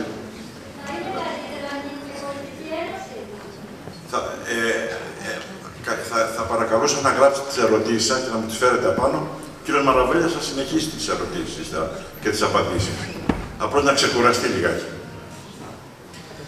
Ευχαριστώ πάρα πολύ πρώτα απ' όλα την κυρία Στυμενοπούλου για την εισαγωγή που έκανε, τον Δήμαρχο, τον κύριο Τούσου, τον κύριο Χασικίδη και φυσικά τον κύριο Μαραβέλια για την φοβερή πάντα ομιλία, όπως το παρακολουθούμε όλοι και στις τηλεοράσεις και όσοι είχαν την τιμή να είναι και φοιτητές του. Εγώ δυστυχώς δεν την είχα, ήμουν στο Δημοτικό Πανεπιστήμιο Αθηνών. Πρώτα απ' όλα να συνεχίσουμε να πιαστώ ακριβώς από εκεί που σταμάτησε ο κύριος Μαραβέλιας. Είναι πολύ καλό που απομυθοποιήσαμε λίγο το λαϊκισμό που κυριαρχεί αυτές τις μέρες, ειδικά και ίσως και παλαιότερα, όσον αφορά τι είναι αυτή η Ευρωπαϊκή Ένωση και πώς λειτουργεί. Νομίζω καταλάβαμε όλοι ότι δεν είναι κάτι, ένα συνοθήλευμα ανθρώπων που αποφασίζουν ποιους από κλειστές πόρτες, ανοιχτές πόρτες, αλλά είναι μια πολύ δύσκολη διαπραγμάτευση ουσιαστικά πολλών κυβερνήσεων σε αρκετά δημοκρατικό επίπεδο. Στο βαθμό μπορεί να γίνει όταν έχει 27 χώρες που μιλάνε άλλες γλώσσες, να το πούμε έτσι πολύ απλά, με 27 διαφορετικούς ανθρώπους, 27 διαφορετικά στελέχη και ούτω καθεξής, που μιλάνε διαφορετική γλώσσα, έρχονται από άλλες κουλτούρες, άλλες πολιτικές κουλτούρες, άλλες οικονομικές κουλτούρες, άλλες οτιδήποτε, και πρέπει όλοι να βγάλουν μια απόφαση να συζητήσουν για το αν θα περάσει μια νομοθεσία από το πώς θα είναι οι προδιαγραφές για τα παγκάκια, να σας το πω έτσι πολύ απλά, μέχρι που θα φτάσει η ρύπανση, μέχρι οτιδήποτε. Καταλαβαίνουμε λοιπόν είναι αρκετά πολύπλοκη όλη αυτή η διαδικασία. Από την πλευρά μου, εγώ θα μιλήσω λίγο το κομμάτι τώρα το κλιματικό και το ενεργειακό, που είναι και ο τομέας μας, και θα δούμε λίγο τι γίνεται στην Ελλάδα και πώς αυτό επηρεάζει, μάλλον τι γίνεται στην Ευρώπη και πώς αυτό επηρεάζει την Ελλάδα. Άρα, όλη η παρουσίαση είναι λίγο ping-pong. Ξεκινάμε τι λέει η Ευρώπη, τι κάνει η Ελλάδα. Τι λέει η Ευρώπη, τι κάνει η Ελλάδα, για να καταλάβουμε και πώς επηρεάζει το καθένας, τι ευκαιρίες έχουμε και τι προβλήματα δημιουργούνται. Από την πλευρά μας είμαστε για να καταλάβετε, εμείς ένας ερευνητικός φορέας, είμαι πρόεδρος των ερευνητικών φορέων αυτών. Είμαστε βασισμένοι στην Ιρλανδία, έχουμε σε πολλές χώρες εργαζομένους και διαχειριζόμαστε μεγάλα ευρωπαϊκά προγράμματα, άνω των 80 εκατομμυρίων αυτή τη στιγμή. Οπότε και είμαστε και βασικοί σύμβουλοι της Ευρωπαϊκής Επιτροπής όσον αφορά το κομμάτι της ενέργειας και του κλίματος. Άρα, συμβουλεύουμε αυτό που είπε ο κ. Μαραβέγιας στην κυβέρνηση κατά κάποιο τρόπο της Ευρώπης, όσον αφορά την εφαρμογή των διαφόρων ευρωπαϊκών νόμων, οδηγιών για το κλίμα και την ενέργεια. Ενώ αντίστοιχα συμβουλεύουμε και τις κυβερνήσεις και τα διάφορα κράτη-μέλη και περιφέρειες και δήμους. Και τώρα έχουμε αρκετά και με το αντίστοιχο ελληνικό Υπουργείο για διάφορους κανονισμούς. Λοιπόν, πρώτα απ' όλα για να διαλύσουμε λίγους μύθους, γιατί είναι σημαντικό, ακούσαμε και τον πρόεδρο Τραμπ που είπε τα δικά του κτλ. Και ο καθένας λέει τα δικά του σαν πρόεδρος και από τη θέση που είναι. Είτε μας αρέσει είτε δεν μας αρέσει, είτε την πιστεύουμε είτε δεν την πιστεύουμε, η κλιματική κρίση είναι εδώ. Και κοστίζει. Έτσι θα ξεκινήσουμε. Δεξιά λοιπόν βλέπετε τις εικόνες αυτές της καταστροφής που είναι όλα αυτά που ζούμε κάθε καλοκαίρι, κάθε χειμώνα. Πολλές φορές επειδή έχουμε λίγο βραχύβια μνήμη, ξεχνάμε τι περάσαμε. Ξεχνάμε τις ξηρασίες, ξεχνάμε τις φωτιές του καλοκαιριού και λέμε τώρα κάνει κρύο. Για να θυμηθούμε όμως συνέχεια. Ο Δήμαρχος νομίζω τα βλέπει πιο έντονα και τα ζει και καθημερινά και πρέπει κάτι να κάνει και του έρχεται όλη η δυσκολία εκεί. Άρα λοιπόν η κλιματική αλλαγή μπορεί να φτάσει ως 24 τρισεκατομμύρια δολάρια για τα επόμενα 36 χρόνια. Ας κρατάμε έτσι νούμερα γενικά. Θα πάμε λίγο πιο ειδικά για την Ελλάδα. Αυτό που μας νοιάζει τώρα που αρχίζει και πονάει είναι ότι για κάθε 1 βαθμό επιπλέον αύξηση της θερμοκρασίας που έχουμε, μπορούμε να χάσουμε μέχρι 12% του ΑΕΠ μας. Το ακαθάριστο εθνικό προϊόν, δηλαδή το τι παράγουμε και την ευημερία μας. Που μπορεί να γίνει 6 φορές παραπάνω αυτή η απώλεια, αν πάμε σε 2 βαθμούς Κελσίου άνοδο. Ήδη ο στόχος που είχαμε βάλει σαν κοινωνίες ήταν 1,5 βαθμούς και τον χάσαμε. Έχουμε ανέβει πολύ παραπάνω, που σημαίνει ήδη το κόστος πολλαπλασιάζεται. Επίσης, κάτι που μας αφορά πάρα πολύ, ότι η Παγκόσμια Τράπεζα προέβλεψε ότι 216 εκατομμύρια άνθρωποι θα φύγουν από τους τόπους τους λόγω της κλιματικής κρίσης. Εμείς είμαστε χώρα υποδοχής προσφύγων. Καταλαβαίνουμε τι πίεση μπορεί να δεχθεί και η Ελλάδα από αυτό. Δεν είναι κάτι που πρέπει να το ξεχνάμε. Ωραία οι πόλεμοι. Πολλοί πόλεμοι γίνονται για φυσικούς πόρους. Όπως Ρωσία, Ουκρανία, όπως και άλλες χώρες βλέπουμε. Γίνονται για ορυκτά, γίνονται για οτιδήποτε. Αυτά όλα, όλοι αυτοί, και όταν δεν υπάρχει νερό, όταν δεν υπάρχουν βασικές συνθήκες πια διαβίωσης, κάπου πρέπει να μετακινηθούν. Τώρα, γιατί μας νοιάζει η Ελλάδα. Η Ελλάδα περίπου χάνει 8 με 9 δις το χρόνο μπορεί να χάσει αυτή τη στιγμή από την κλιματική κρίση, που να μειώνει περίπου το 2% του ΑΕΠ. Φανταστείτε λοιπόν, είμαστε στην κρίση που ανέφερε ο κ. Μαναβέγιας πολύ σωστά πριν. Περάσαμε αυτό που περάσαμε, προσπαθούμε να μαζέψουμε πόρους και χάνουμε από την κλιματική κρίση, η οποία κάθε καταστροφή είναι πολλαπλασιαστική. Δηλαδή, όταν έχουμε μία ζημιά στη Θεσσαλία, δεν είναι απλά ότι πλημμύρισε ένας κάπως, είναι ότι χάθηκε μια αγροτική παραγωγή για κάποια περίοδο. Αυτό όλο πάει στην οικονομία, χάνονται τα εισοδήματα, πρέπει κάποιος να τα επιδοτήσει, χάνονται οι συλλογοί φόρων από τον αγροτικό τομέα. Φανταστείτε λοιπόν τι κύκλος χαμένου εισοδήματος γίνεται σε όλη την οικονομία. Συν φυσικά τη ζημία της ανθρώπινης ζωής πάνω απ' όλα. Αν δεν προβούμε σε δράσεις, θα φτάσει στα 200 δις ευρώ και μπορεί να φτάσει ως τα 700 δις ευρώ στον αιώνα που έρχεται, αλλά ενδεχομένως θα ζούμε το 2100, άρα δεν το βλέπουμε και τόσο μακροσκοπικά. Αλλά παρόλα αυτά το κόστος είναι δυσθεώρητο. Γιατί το λέω αυτό.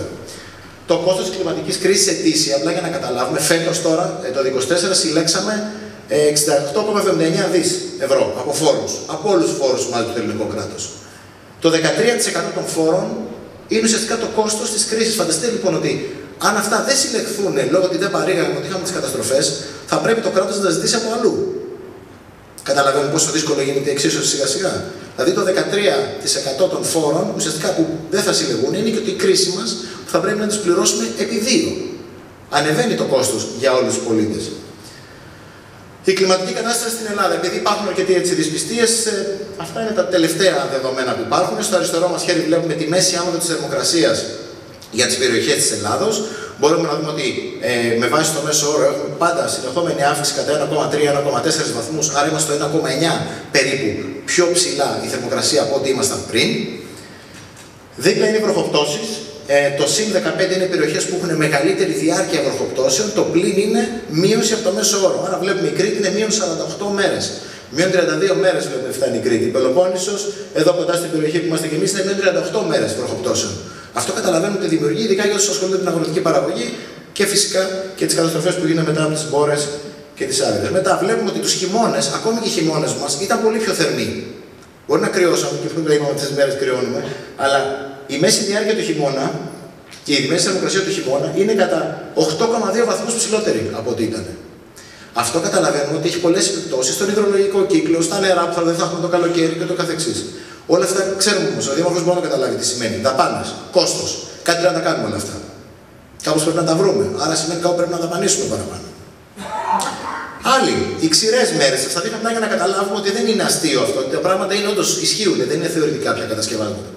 Οι ξηρές μέρες. Βλέπουμε ότι φτάνουμε συν 6 μέρες εδώ στην περιοχή μας, συν 14 μέρες στην Δυτική Ελλάδα, συν 11, συν 10 μέρες περισσότερες μέρες ξηρασίας. Χωρίς καθόλου ποσοστό υγρασίας στην ατμόσφαιρα.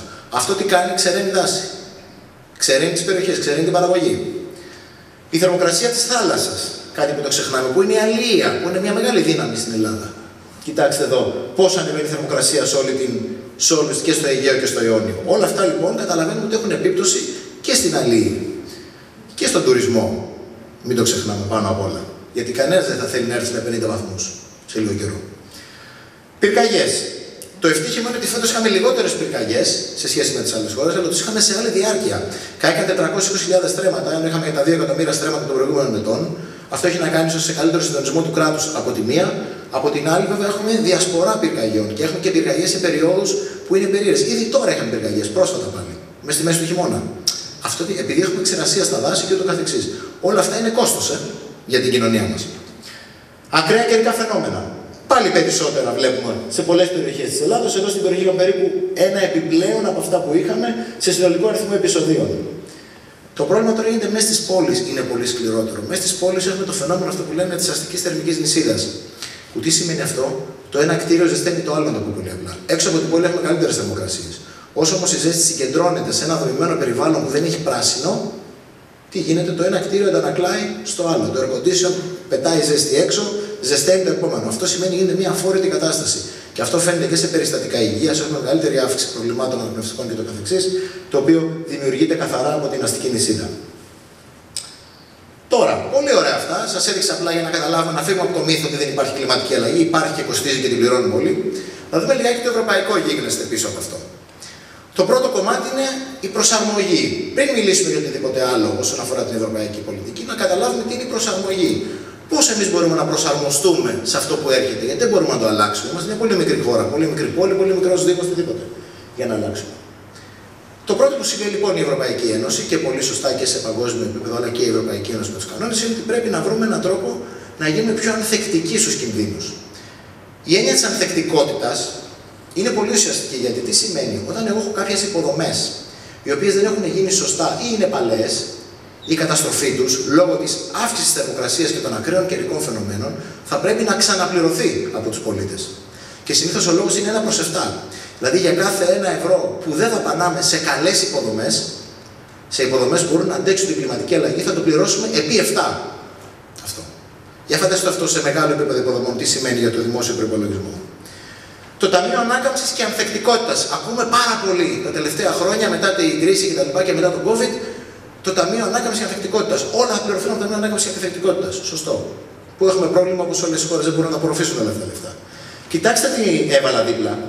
Ανθεκτικότητας. Δεν είναι ταμείο ανάκαμψης μόνο. Δεν είναι μόνο ταμείο για να πετύχουμε ανάπτυξη. Ο ορισμός του ταμείου λέει ανάκαμψη και ανθεκτικότητα. Και επειδή είχαν και κάναμε τους ελέγχους για όλες τις χώρες, ίσως 1 ή 2 χώρες γράψαν κάτι για την ανθεκτικότητα. Η λογική της Ευρωπαϊκής Ένωσης είναι να κάνουμε τις οικονομίες μας ανθεκτικές. Όσο και όμορφα πράγματα να χτίσουμε, αν αυτά δεν αντέχουν στην κλιματική αλλαγή, θα χαθούν. Και θα πάνε τσάμπα. Μετά από 5 χρόνια πάλι θα πρέπει να τα ξαναφτιάξουμε. Δυστυχώς είναι κάτι το οποίο το αφήσαμε. Φτιάχτηκε λοιπόν ο Ευρωπαϊκός Νόμος για το κλίμα, που επιβάλλει μέτρα προσαρμογής. Δηλαδή, τι σημαίνει προσαρμογή, έχουμε πρόβλημα με τις ακτές μας. Το ξέρουμε, έχουμε διάβρωση των ακτών. Τι σημαίνει προσαρμογή, καλύτερες υποδομές να κρατάμε το νερό. Έχουμε πρόβλημα ζέστης. Τι κάνουμε, φυτεύουμε. Ούτω καθεξής και όλες αυτές οι γνωστές λειτουργίες που κάνουμε όλοι για τη διαχείριση νερού, οτιδήποτε. Ακόμη και η ανακύκλωση και όλα αυτά τα κομμάτια μπαίνουν στο κομμάτι της προσαρμογής. Επενδύσεις στην αντιπλημμυρική προστασία. Εδώ 40 δις διατίθονται για την κλιματική αλλαγή σε αυτό το κομμάτι. Οι λύσεις βασισμένες στη φύση, σου λέει, μην χτίζετε μόνο. Και είναι πολύ σωστό. Οι λύσεις βασισμένες στη φύση, και βλέπουμε άλλες χώρες του Βορρά ειδικαίως που έχουν επενδύσει πάρα πολύ σε αυτό, προσπαθούν μέσω δεντροφύτευσης, μέσω έντονου αστικού πρασίνου να αντιμετωπίσουν μεγάλα προβλήματα. Και γίνεται αυτό. Και γίνεται και βοηθάει πάρα πολύ. Γιατί μειώνει την πίεση στα κτίρια, μειώνει την ανάγκη θέρμανσης, την ανάγκη ψήξης σε πολλά σημεία, όσο πιο καλά μονομένα είναι. Και φυσικά το Ταμείο Αλληλεγγύης που είναι για τις χώρες που έχουν ακραία καιρικά φαινόμενα. Λοιπόν, η εθνική προσαρμογή. Πάμε λίγο στην Ελλάδα τώρα για να δούμε. Γιατί δεν ξεκινάμε από παρθενογένεση. Υπάρχουν πράγματα που έχουν γίνει. Πρέπει να δούμε πώς θα τα λειτουργήσουμε σωστά. Η Ελλάδα έχει φτιάξει την εθνική στρατηγική της για την προσαρμογή στην κλιματική αλλαγή. Πού είναι αυτό να αντιμετωπίσουμε την ακραία ζέστη και ούτω καθεξής. Η Πελοπόννησος από το 2021 έχει συντάξει 800 σελίδες σχέδιο για την προσαρμογή με συγκεκριμένα μέτρα κοστολογημένα αναλυτικά. Δεν έχουμε κάνει την περιφέρεια. Θα ήταν ενδιαφέρον να ρωτήσουμε ποιος το έχει διαβάσει από την περιφέρεια αυτό. Αν δεν το έχουν διαβάσει, αν έχουν έστω καταλήξει τα μέτρα. Το αστείο ποιο είναι όμως, ότι τώρα δίνονται λεφτά από το Ταμείο Ανάκαμψης για αυτό το σχέδιο και κανείς δεν θα τα διαχειριστεί. Γιατί δεν έχει κάνει προπολογισμούς πίσω σε αυτά. Είναι αυτό που λέμε πώς χρειάζεται το σχέδιο να υλοποιηθεί σωστά. 3,7 δις ευρώ διατέθηκαν για έργα ανθεκτικότητας στο 2030, τα οποία θα χαθούν, δεν θα πάνε πουθενά δυστυχώς. Θα περιμένουμε να τα δώσουμε σε κάποιο πρόγραμμα, ανάπτυξη επιχειρήσεων, οτιδήποτε και θα χαθούν για αυτό που πρέπει να είναι. Υπάρχουν πρωτοβουλίες προστασίας των ακτών. Έχει γίνει. Ο ρόλος προσαρμογής της γεωργίας. Εκεί είναι το μεγάλο κομμάτι για το πώς θα γίνει ο μετασχηματισμός της γεωργίας. Ο κ. Μαραβέγιας μας πει πολύ περισσότερα για όλο αυτό το κομμάτι. Και φυσικά τα σχέδια προσαρμογής σε τοπικό επίπεδο στους Δήμους.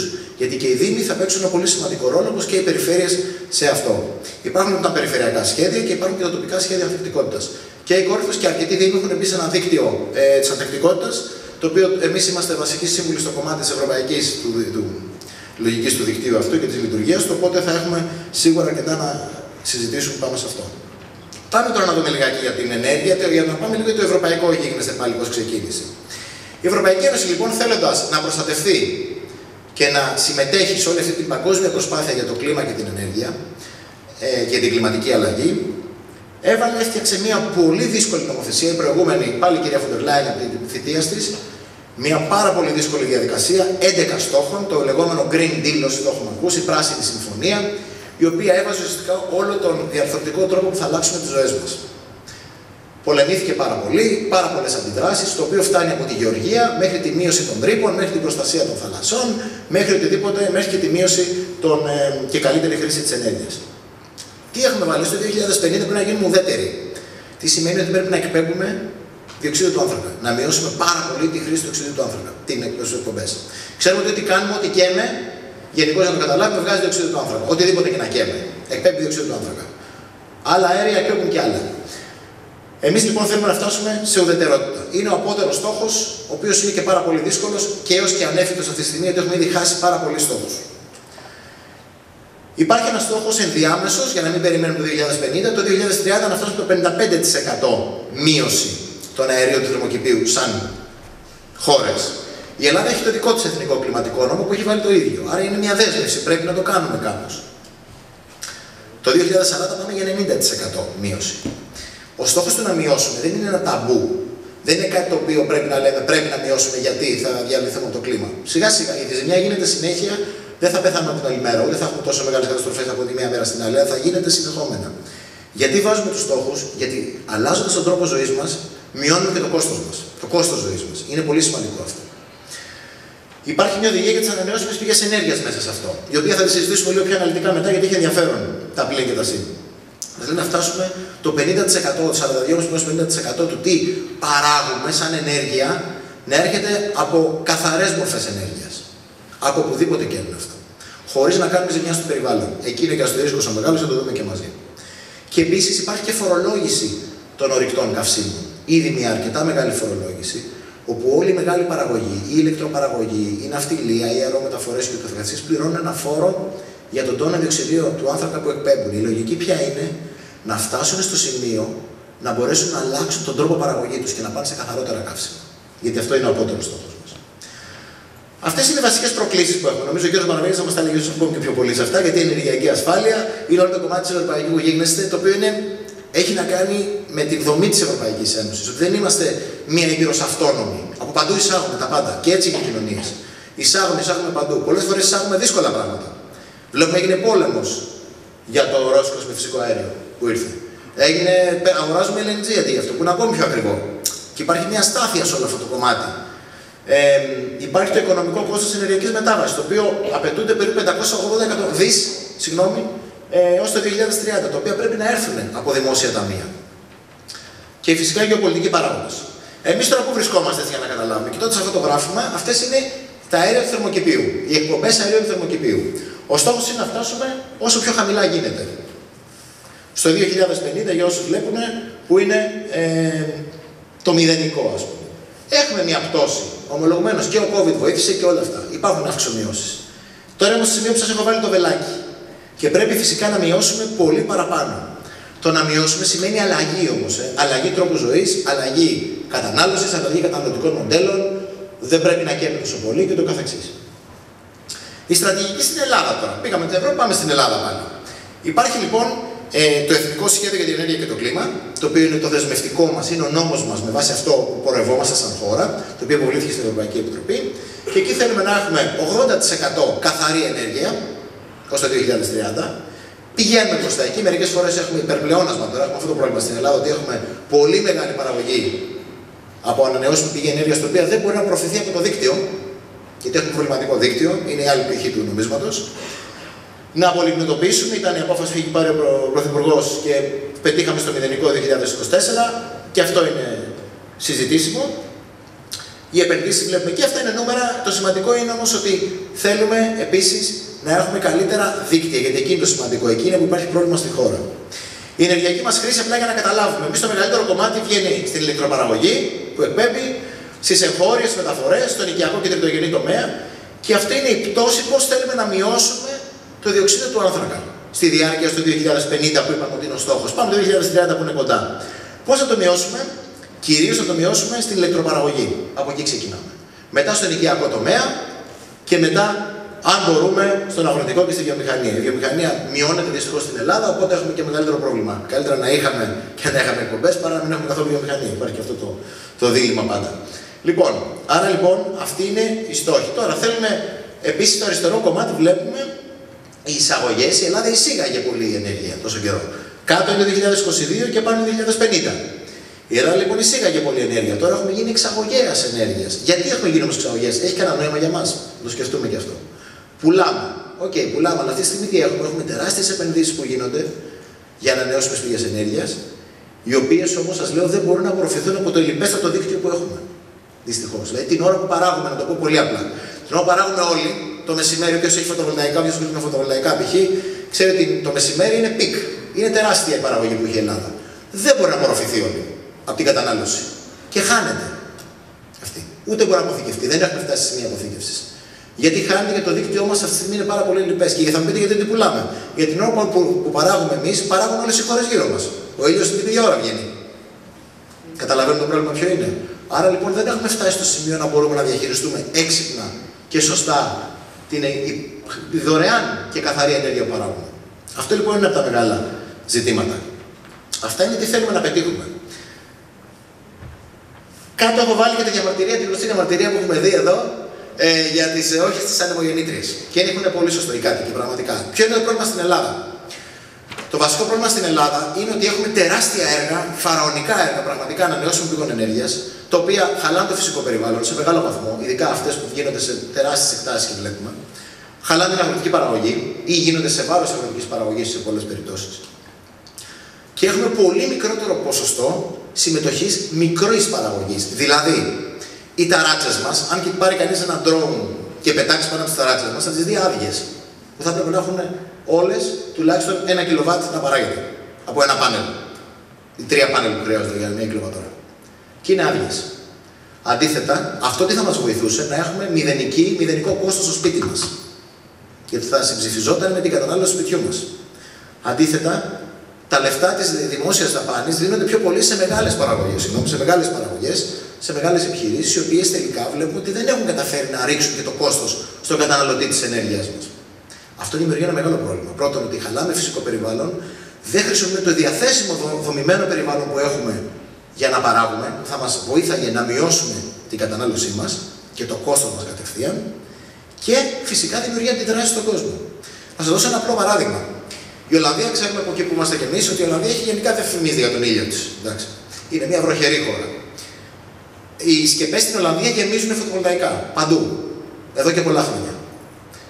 Ο μέσος Ολλανδός, κατά κεφαλή, παράγει 1 κιλοβατόρα από τις στέγες στο σπίτι του. Ο Έλληνας παράγει μισή κιλοβατόρα. Είναι δυνατόν που έχουμε ήλιο 365 μέρες, 360 μέρες και ο Ολλανδός έχει 20-30? Κάπου κάτι δεν λειτουργεί σωστά. Αντίθετα, η παραγωγή μας είναι τεράστια σε ΑΠΕ, αλλά δεν πάει στον καταναλωτή. Λοιπόν, αυτή είναι η ανάπτυξη και για πρώτη φορά φτάσαμε οι ανανεώσιμες πηγές ενέργειας να ξεπερνάνε το λιγνίτη και το καθεξής και το αέριο και το πετρέλαιο. Αυτό είναι από τα καλά σημεία που βλέπουμε. Να δούμε λίγο τις τιμές ενέργειας. Αυτό το γράφημα το βλέπετε πολύ συχνά στα press, στα media κτλ. Το αριστερό γράφημα είναι από αυτό που βγάζει η ΡΑΕ και φαίνονται οι τιμές της επόμενης μέρας για την ενέργεια που εισάγεται στην Ελλάδα και που παράγεται στην Ελλάδα. Βλέπουμε λοιπόν η Ελλάδα σταθερά έχει ακριβότερες τιμές. Σταθερά. Αυτό γιατί?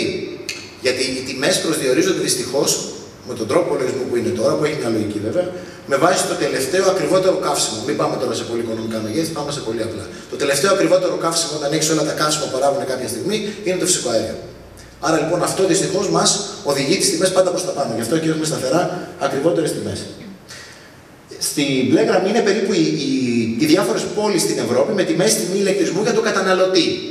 Αυτό που φτάνει στο σπίτι μας. Η Ελλάδα βλέπουμε είναι κάπου στη μέση σε σχέση με το μέσο όρο της τιμής της ηλεκτρικής ενέργειας. Το πρόβλημα ποιο είναι? Ότι η Ελλάδα δεν έχει το εισόδημα του Φινλανδού. Το ελληνικό νοικοκυριό δεν είναι στο εισόδημα του Φινλανδού, ακόμη και χαμηλή κατηγορία. Άρα αυτό όταν το έχει σε μια απόλυτη μορφή σύγκριση, καταλαβαίνει ότι χτυπάει πάρα πολύ την ελληνική οικονομία. Επίσης, από το 2027 και μετά ξεκινάει μια μεγάλη φορολόγηση για τα σπίτια και τα αυτοκίνητα, με βάση τον ευρωπαϊκό κανονισμό, για όποιον καίει πετρέλαιο, αέριο και LPG. Αυτό που λέμε τα αέριο και για το μαγείρεμα. Αυτή λοιπόν θα χτυπήσει πάρα πολύ τα ελληνικά νοικοκυριά και όλα τα νοικοκυριά και ειδικά τις χαμηλές κατηγορίες. Προκειμένου να μην χτυπηθούν τόσο πολύ, η Ευρωπαϊκή Ένωση δίνει ένα ταμείο. Θα σας το δείξω. Βεβαίως, ναι. Δίνει ένα ταμείο λοιπόν για να μπορέσουν τα νοικοκυριά να ανταπεξέλθουν σε αυτό. Προχωράμε τώρα. Να πάμε γρήγορα όσον αφορά την ενεργειακή απόδοση. Θα το πω πολύ γρήγορα τώρα εδώ. Υπάρχουν λοιπόν, πρέπει να φτιάξουμε τα σπίτια μας. Δεν χρειάζεται να πάμε σε λεπτομέρειες. Πρέπει να φτιάξουμε τα σπίτια μας και αυτό μας το δίνει με συγκεκριμένες ευρωπαϊκές οδηγίες. Και να αντιμετωπίσουμε την ενεργειακή φτώχεια. Η Ελλάδα δυστυχώς δεν έχει φτάσει ακόμη στο κομμάτι να φτάσει τον αριθμό των ανακαινήσεων που χρειάζονται για τα σπίτια μας. Σε σχέση με αυτό που μας λέει η οδηγία. Η οδηγία μας λέει 60.000 σπίτια κατ' έτος. Ούτε 20 δεν φτιάχνονται. Όποιος έχει πει στο εξοικονομώ γνωρίζει διαδικασίες και πόσο κοστοβόρο είναι. Το πρόβλημα του κόστους, γιατί καλά τα λέμε όλα αυτά, αλλά αυτά όλα κοστίζουν. Η Ελλάδα έχει σοβαρό πρόβλημα ενεργειακής φτώχειας. Εντάξει. Περίπου 20-17% των νοικοκυριών βρίσκονται ήδη σε αδυναμία να πληρώσουν. Και αυτό το ποσοστό αυξάνεται ανάλογα τις τιμές. Αυτό χρειάζεται μια διαχείριση. Εμείς για να κρατήσουμε τις τιμές σταθερές, επιδοτούσαμε και ακόμα επιδοτούμε τις τιμές του ηλεκτρισμού. Νομίζω όλοι θυμάστε, είχε ένα μηδενικό στο κάθε λογαριασμό που μας έβαζε. Αυτό όλο έρχεται από τους φόρους μας βέβαια. Φτάσαμε να δαπανίσουμε 5% του ΑΕΠ για να κρατήσουμε τις τιμές χαμηλές. Το οποίο με αυτό το 5% τι θα μπορούσαμε να είχαμε κάνει? Να είχαμε 250.000 κτίρια να είχαμε ξαναναβαθμίσει ή να είχαμε βοηθήσει 340.000 μικρομεσαίες επιχειρήσεις να αναβαθμιστούν και να μην έχουν κόστος διαφορετικά. Αλλά μπήκαμε στη λογική και εμείς να επιδοτούμε λογαριασμούς, το οποίο είναι ένα κουμπαράς χωρίς πάτο. Ένα πώς λέμε κουτί πάτος. Τα λεφτά λοιπόν που θα πάρει η Ελλάδα είναι αρκετά. Πρέπει να δαπανηθούν για την ενεργειακή φτώχεια, κάτι το οποίο δεν το έχουμε καταφέρει. Μόνο 3% των ενεργειακά φτωχών έχουν λάβει χρηματοδοτήσεις ως ώρας και αυτό δημιουργεί ένα πρόβλημα. Είναι ανάποδα σε αυτό που μας λέει η οδηγία. Και φυσικά υπάρχει τώρα, και τελειώνουμε εδώ, άλλα δύο, υπάρχει η προσιτή στέγαση. Είναι η νέα πολιτική της Φοντερ Λάιεν, ότι πρέπει πια το στεγαστικό πρόβλημα είναι πολύ σημαντικό και πρέπει κάτι να κάνουμε γι' αυτό. Και τελειώνουμε. Και εδώ είναι κλείνοντας, είναι ότι μέσα σε όλα αυτά, αφού έχουμε και τον Δήμαρχο εδώ, ο ρόλος των Δήμων και των ΟΤΑ είναι πολύ σημαντικός. Δηλαδή οι Δήμοι δεν είναι απ' έξω στη συζήτηση. Έχουν κομβικό ρόλο, τα έχουμε συζητήσει κατηδίαν, τι σχέδια πρέπει να υποβάλουν, τι ζηταπαιτεί τον ελληνικό νόμο και το καθεξής. Είναι μια πολύπλοκη διαδικασία. Αλλά όλοι οι Δήμοι έχουν μια διαδικασία, κάποια βήματα για να φτάσουν να πετύχουν και αυτή την κλιματική ουδετερότητα και να βοηθήσουν πρώτον τα πιο ευάλωτα νοικοκυριά, που είναι σε πιο δύσκολη θέση, να παράγουν από ανανεώσιμες πηγές ενέργειας. Δεν διανοείται να έχουμε σχολεία, κτίρια, δημόσια, χωρίς να παράγουν τίποτα από ανανεώσιμες πηγές ενέργειας και φυσικά να μην έχουν και κόστος, ενεργειακό κόστος χρήσης, το οποίο μετακυλείται στα δημοτικά τέλη. Γιατί έτσι λειτουργούν οι Δήμοι. Ακριβώς. Και κλείνοντας, συγγνώμη, τελευταίο το slide εδώ, ότι πρέπει να προστατευτούμε, το καταλαβαίνουμε, πρέπει να χρησιμοποιήσουμε τα εργαλεία έγκαιρα, γιατί τι γίνεται, ότι όταν αργήσουμε να δαπανίσουμε τα λεφτά που μας ήρθαν, τα λεφτά τελειώνουν. Δεν περιμένουν αιώνια, όλα έχουν τέλος. Λέει 2027-2028. Πρέπει να τα δαπανίσεις. Πάει το πακέτο μετά, ξαναγυρνάει πάλι πίσω. Και αντί για το drill, baby drill που είπε ο Τραμπ, στην Ευρώπη αυτό που μας ενδιαφέρει πιο πολύ είναι καλύτερα ας επενδύσουμε στην εξοικονόμηση ενέργειας, που είναι το πιο σημαντικό, γιατί με αυτό θα γλιτώσουμε πραγματικά λεφτά. Σας ευχαριστούμε πάρα πολύ. Ευχαριστούμε πολύ τον κύριο Οικονόμου για την ωραία παρουσίαση. Μας ανέφερε ο κύριος Οικονόμου ότι πηγαίνουμε ακριβώς σε μια ευρωπαϊκή πολιτική εξοικονόμησης ενέργειας, στη λεγόμενη πράσινη ενέργεια. Και υπάρχουν κάποιες ερωτήσεις από εδώ. Η εξόρυξη του ορυκτού πλούτου της Ελλάδος μπορεί να βγάλει τη χώρα μας από το οικονομικό τέλμα. Ωραία. Ξέρουμε ότι αυτή η συζήτηση για τις εξορίξεις γίνεται συνήθως όταν υπάρχουν προβλήματα σε μια χώρα. Άμα κοιτάξουμε την ιστορία, πότε συζητάμε για εξορίξεις, πάντα δεν υπάρχει μια δυσκολία. Συζητάμε πότε θα έχουμε στο μέλλον εξορίξεις και θα γίνουμε πλούσιοι. Δυστυχώς, πουθενά δεν έχει γίνει αυτό. Εμείς δεν είμαστε, δεν έχουμε την Aramco. Ξέρουμε ότι θα έρθουν μια ξένη εταιρεία, η Chevron, όπως ανακοινώθηκε, να κάνει κάποιες εξορίξεις που δεν θα γίνουν τώρα. Από τη στιγμή που ξεκινάνε, μιλάμε για μια διάρκεια 7 έως 10 χρόνων έως την υλοποίησή τους.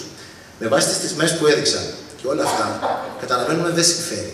Γιατί εμείς δεν θα πάρουμε δωρεάν, ακόμη και αν βρουν κάτι και αν λειτουργήσει. Η Chevron, νομίζω η συζήτηση που άκουσα προχθές και όλα στην αυτοκορική ήταν 35% θα μπορούσε να αγοράσει η Ελλάδα από αυτό το κοίτασμα, από ό,τι βγάλει. Αν το αγοράσει με τις ψηλές τιμές, συγγνώμη, καλύτερα να έχουμε παράγει μόνοι μας ηλεκτρισμό με πολύ φθηνότερες λύσεις έως τότε, έως τα επόμενα 7 με 10 χρόνια. Αυτό που λένε το χρηματιστήριο του ρεύματος, η τιμή καθορίζεται από τις Βρυξέλλες για το ρεύμα, πόσο θα πουληθεί το ρεύμα, τι είναι αυτή η ιστορία? Ναι, ωραία, σημαντική ερώτηση όντως, γιατί είναι πάντα μια δυσκολία το πώς καταλαβαίνουμε πώς λειτουργεί η τιμή. Η ευρωπαϊκή τιμή του ρεύματος, ουσιαστικά αυτή που βγαίνει από το χρηματιστήριο του ρεύματος, όλες οι χώρες είναι υποχρεωμένες ή μπορούν ενδεχομένως να έχουν χρηματιστήρια ενέργειας. Δηλαδή, όπου κάθε ένας που παράγει μπαίνει και προσφέρει σε μια συγκεκριμένη τιμή και γίνεται η αγοροπολισία. Αυτό που γίνεται είναι ότι εμείς εξαρτώμαστε σε μεγάλο βαθμό από την τιμή του αερίου στο χρηματιστήριο της Ολλανδίας, το TTF που είναι εκεί που βγαίνει η τιμή του αερίου, οπότε εκεί είναι ακριβή και αυτό μετακυλείται σε όλη την οικονομία. Στο ελληνικό μας το χρηματιστήριο ενέργειας, επειδή υπάρχει και στο αντίστοιχο ελληνικό, δυστυχώς δεν λειτουργεί σαν χρηματιστήριο πρώτα απ' όλα.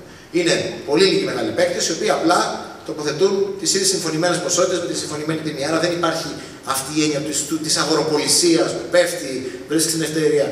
Ουσιαστικά δεν υπάρχει το χρηματιστήριο ενέργειας για την Ελλάδα σαν χρηματιστήριο. Εμείς λοιπόν πραγματικά παίρνουμε την πιο ακριβή τιμή της κιλοβατόρας που βγαίνει από την κατανάλωση, από τη χρήση φυσικού αερίου. Γι' αυτό και πληρώνουμε ακριβότερα. Τα διάφοροι ιδιώτες που προσφέρουν κάποια προνόμια γενικά, είναι ασφαλή αυτά τα προνόμια, συμφέρει σε κάποιον καταναλωτή να πάει σε έναν ιδιώτη από το να είναι στη δημόσια επιχείρηση του ρεύματος? Δεν υπάρχει πια ούτως ή άλλως δημόσια, αλλά το θέμα είναι ότι γενικά οι καταναλωτές πρέπει να προσέχουν πάρα πολύ στο τι γράφουν αυτές όλες οι προσφορές. Ξέρουμε ότι όλοι την έχουμε πατήσει, νομίζω, όσοι έχουμε αλλάξει παρόχους, κάπου την έχουμε πατήσει από μια στιγμή στην άλλη. Γενικά, επειδή ακριβώς η τιμή είναι τόσο πολύ ευμετάβλητη αυτή τη στιγμή και δεν μπορούμε να την προσδιορίσουμε εύκολα, ξέρουμε μόνο ότι θα ανεβαίνει σταδιακά. Ό,τι τιμή μένει από ορυκτό καύσιμο θα ανεβαίνει, εκτός και αν είναι από ανανεώσιμες πηγές που είναι χαμηλή. Θέλει πάρα πολύ προσοχή στο διάρκεια, στο τι ρήτρες έχει πίσω, στο αν δηλαδή θα αλλάξει, όταν αλλάξει η τιμή του TTF του Ολλανδικού χρηματιστηρίου, γιατί γίνονται και αυτά. Κατ' εμέ, καλύτερα υπάρχουν αυτά πράσινα τιμολόγια που είναι σταθερά, είναι η πιο ασφαλής λύση, χωρίς να έχουν σχέση με αυτά τις διαδικασίες του ξαναλέγω. Ούτε μιλάω ρεύμα. Ωραία. Μια ερώτηση τώρα, καθίστε και κάτω. Μια ερώτηση για τον κύριο καθηγητή εδώ δίπλα. Απηγείται η ασφάλεια της Ελλάδος από τις τελευταίες εξελίξεις μετά την εκλογή του Τραμπ που λέει ότι θα πάρω την Γρυλανδία, θα πάρω τον Παναμά κλπ. Υπάρχει κίνδυνος για την αλλαγή των συνόρων? Αλλάζει το γεωπολιτικό σκηνικό γενικά του κόσμου?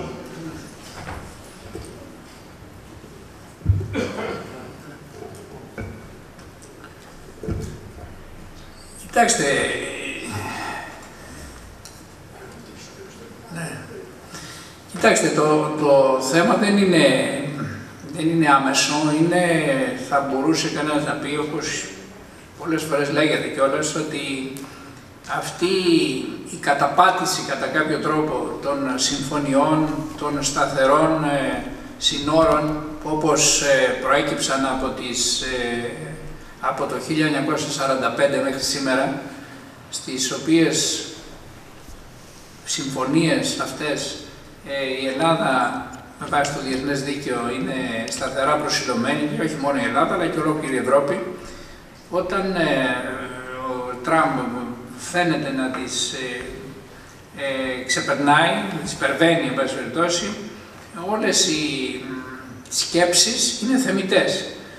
Με την εξής έννοια ότι εάν αυτό αποτελέσει, αυτή η τακτική αποτελέσει γενικό κανόνα, έχουμε έναν γείτονα ο οποίος είναι αναθεωρητικός. Δηλαδή ένα γείτονα ο οποίος, από ό,τι φαίνεται τουλάχιστον, θέλει να ανασυστήσει την παλιά Οθωμανική Αυτοκρατορία. Άρα λοιπόν δεν ξέρουμε πόσο και πώς θα καταλήξει αυτή η υπόθεση με τον Τραμπ, αλλά δεν μπορεί κανένας να αποκλείσει μια πιθανή εξέλιξη προς αυτή την κατεύθυνση. Γι' αυτό πρέπει να είμαστε πάρα πολύ σοβαροί, ως χώρα εννοώ, πρέπει να, όπως κάνει και αυτό είναι αλήθεια, και όχι μόνο ο Πρωθυπουργός, αλλά και τα άλλα τα πολιτικά κόμματα, υποστηρίζουν τον επανεξοπλισμό, μάλλον τον εξοπλισμό, γιατί ποτέ δεν ήταν εξοπλισμένη η Ευρώπη, τον εξοπλισμό της Ευρώπης, όπως είπα και νωρίτερα, και με αμυντική βιομηχανία, αλλά και με ευρωπαϊκό στρατό, έτσι ώστε να τουλάχιστον να υπάρχει κάποια δυνατότητα να μπορεί η Ευρωπαϊκή Ένωση να αντιμετωπίσει οποιαδήποτε αναθεωρητική παρέμβαση.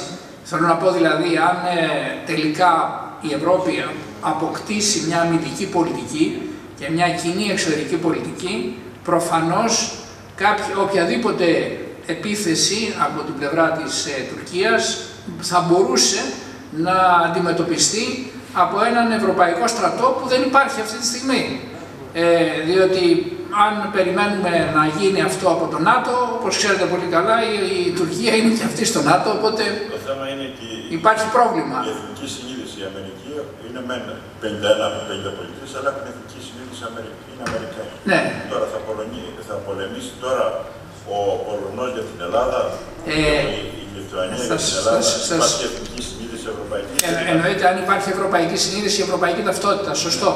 Βέβαια, να σας απαντήσω. Βέβαια, όπως πολύ σωστά το λέτε και έχετε απόλυτο δίκιο, όμως η δημιουργία ενός ευρωπαϊκού στρατού, λέω αύριο, έτσι, μέσα σε ένα χρονικό περιθώριο, αυτό νομίζω πως είναι προς το συμφέρον της χώρας μας, και αν μπορέσει και να δημιουργήσει αυτό που συζητάμε για έναν θόλο, εν πάση περιπτώσει, πάνω από την Ελλάδα και από την Ευρώπη ολόκληρη, νομίζω πως είναι προς τα θετική κατεύθυνση όλη αυτή η εξέλιξη. Έχω την εντύπωση ότι δεν θα φτάσουμε μέχρι εκεί και πιστεύω πως η Τουρκία, που είναι απασχολημένη αυτή τη στιγμή με άλλα ζητήματα και κυρίως με τα θέματα της Συρίας και πώς θα διευθετήσει το συριακό ζήτημα και τα λοιπά, με το κουρδικό και όλα αυτά, έχω την αίσθηση πως δεν θα φτάσει στο σημείο αυτό να αμφισβητήσει τα σύνορα με τη χώρα μας.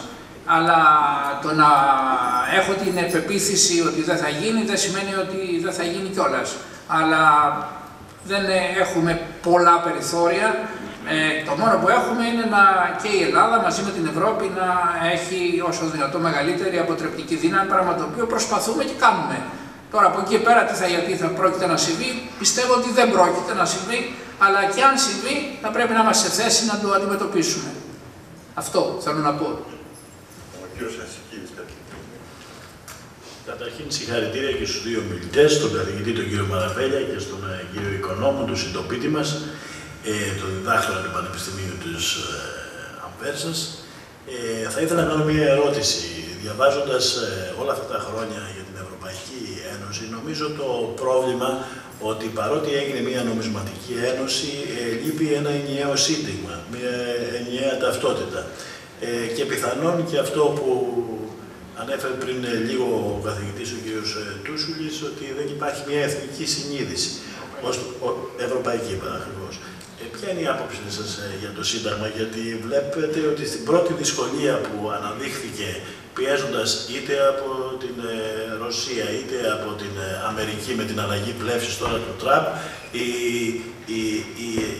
το ευρωπαϊκό οικοδόμημα κλονίζεται. Δίκιο έχετε. Κοιτάξτε, το να δημιουργηθεί μια ευρωπαϊκή συνείδηση, κυρίως από χώρες οι οποίες πρόσφατα μπήκαν στην Ευρωπαϊκή Ένωση, το είπα νομίζω αρκετά σαφώς, ότι οι ανατολικές χώρες άλλες κοιτάνε πιο πολύ προς την Αμερική και άλλες κοιτάνε πιο πολύ προς τη Ρωσία. Ιδίως η Ουγγαρία και η Σλοβακία είναι περισσότερο προς τη Ρωσία, άλλες όπως είναι οι χώρες της Βαλτικής, Πολωνία κλπ. Είναι στραμμένες προς τις Ηνωμένες Πολιτείες.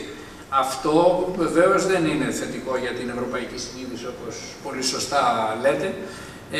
Όμως πρέπει να σας πω ένα πράγμα, ότι αν πριν από 40 χρόνια έλεγε κάποιος ότι θα έχουμε κοινό νόμισμα στην Ευρώπη ή ότι θα κυκλοφορούμε χωρίς διαβατήρια ή ότι θα μπορούμε να μπαίνουμε και να βγαίνουμε και να εγκαθιστούμε επιχειρήσεις ή οτιδήποτε άλλο ή να μεταφέρουμε τα λεφτά μας, τα λόγια τους πιο παλιούς, γιατί οι νέοι τα θεωρούν όλα αυτά δεδομένα.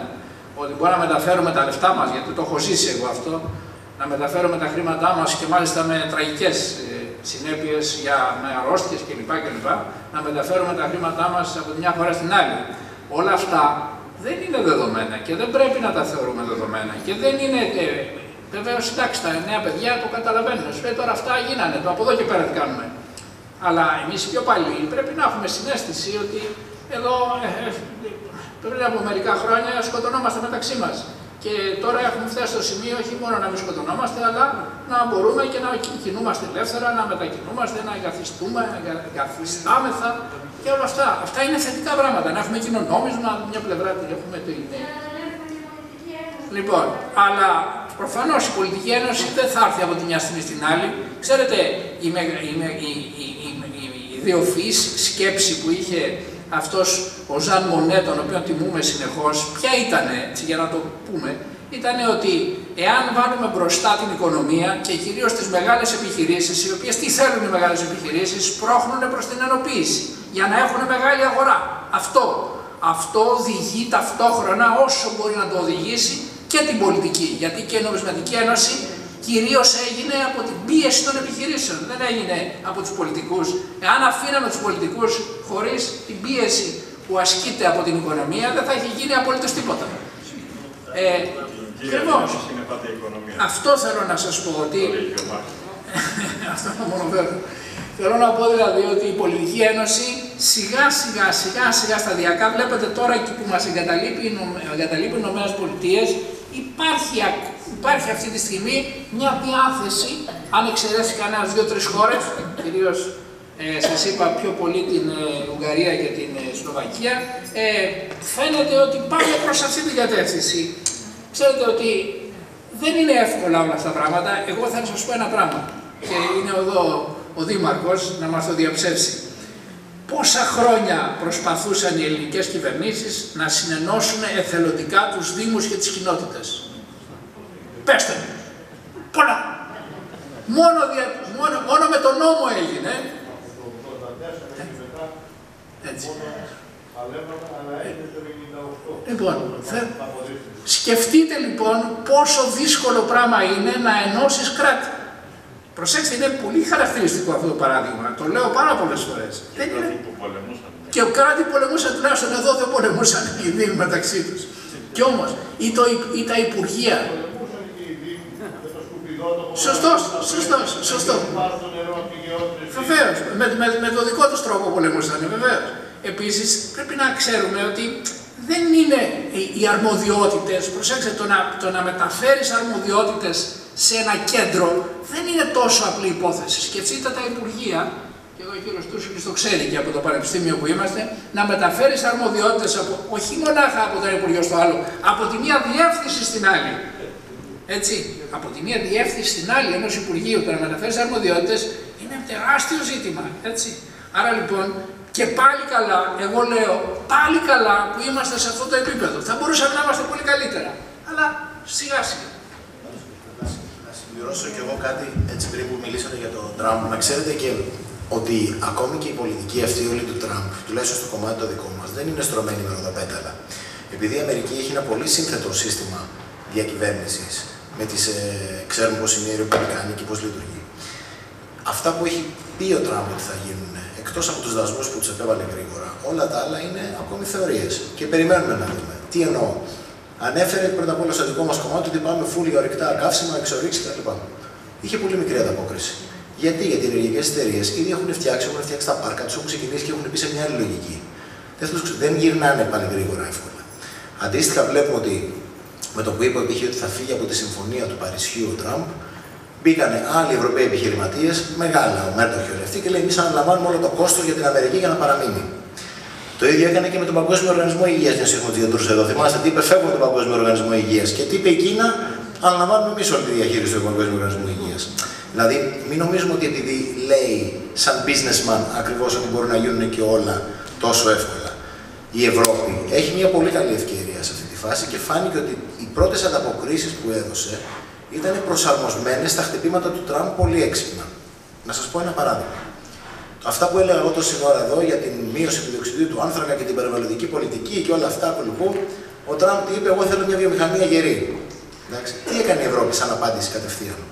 Έβγαλε οδικό χάρτη για την ενίσχυση της ευρωπαϊκής βιομηχανίας και λέει: το 40% της παραγωγής, οτιδήποτε έχει να κάνει με καθαρή τεχνολογία, θα επιδοτείται να μένει στην Ευρώπη. Τουλάχιστον το 40%. Αυτή είναι μια σκληρή απάντηση στους δασμούς που πήγε να επιβάλλει. Βλέπουμε λοιπόν ότι τα αντανακλαστικά, όσο και δύσκολη να είναι αυτή η Ευρωπαϊκή Ένωση, υπάρχουν σε αυτό. Απλά δεν έχουμε το κομμάτι της πολιτικής ενοποίησης και όλα αυτά. Ευχαριστούμε πολύ τους δύο εξαίρετους ομιλητές σήμερα. Ευχαριστούμε όλους εσάς.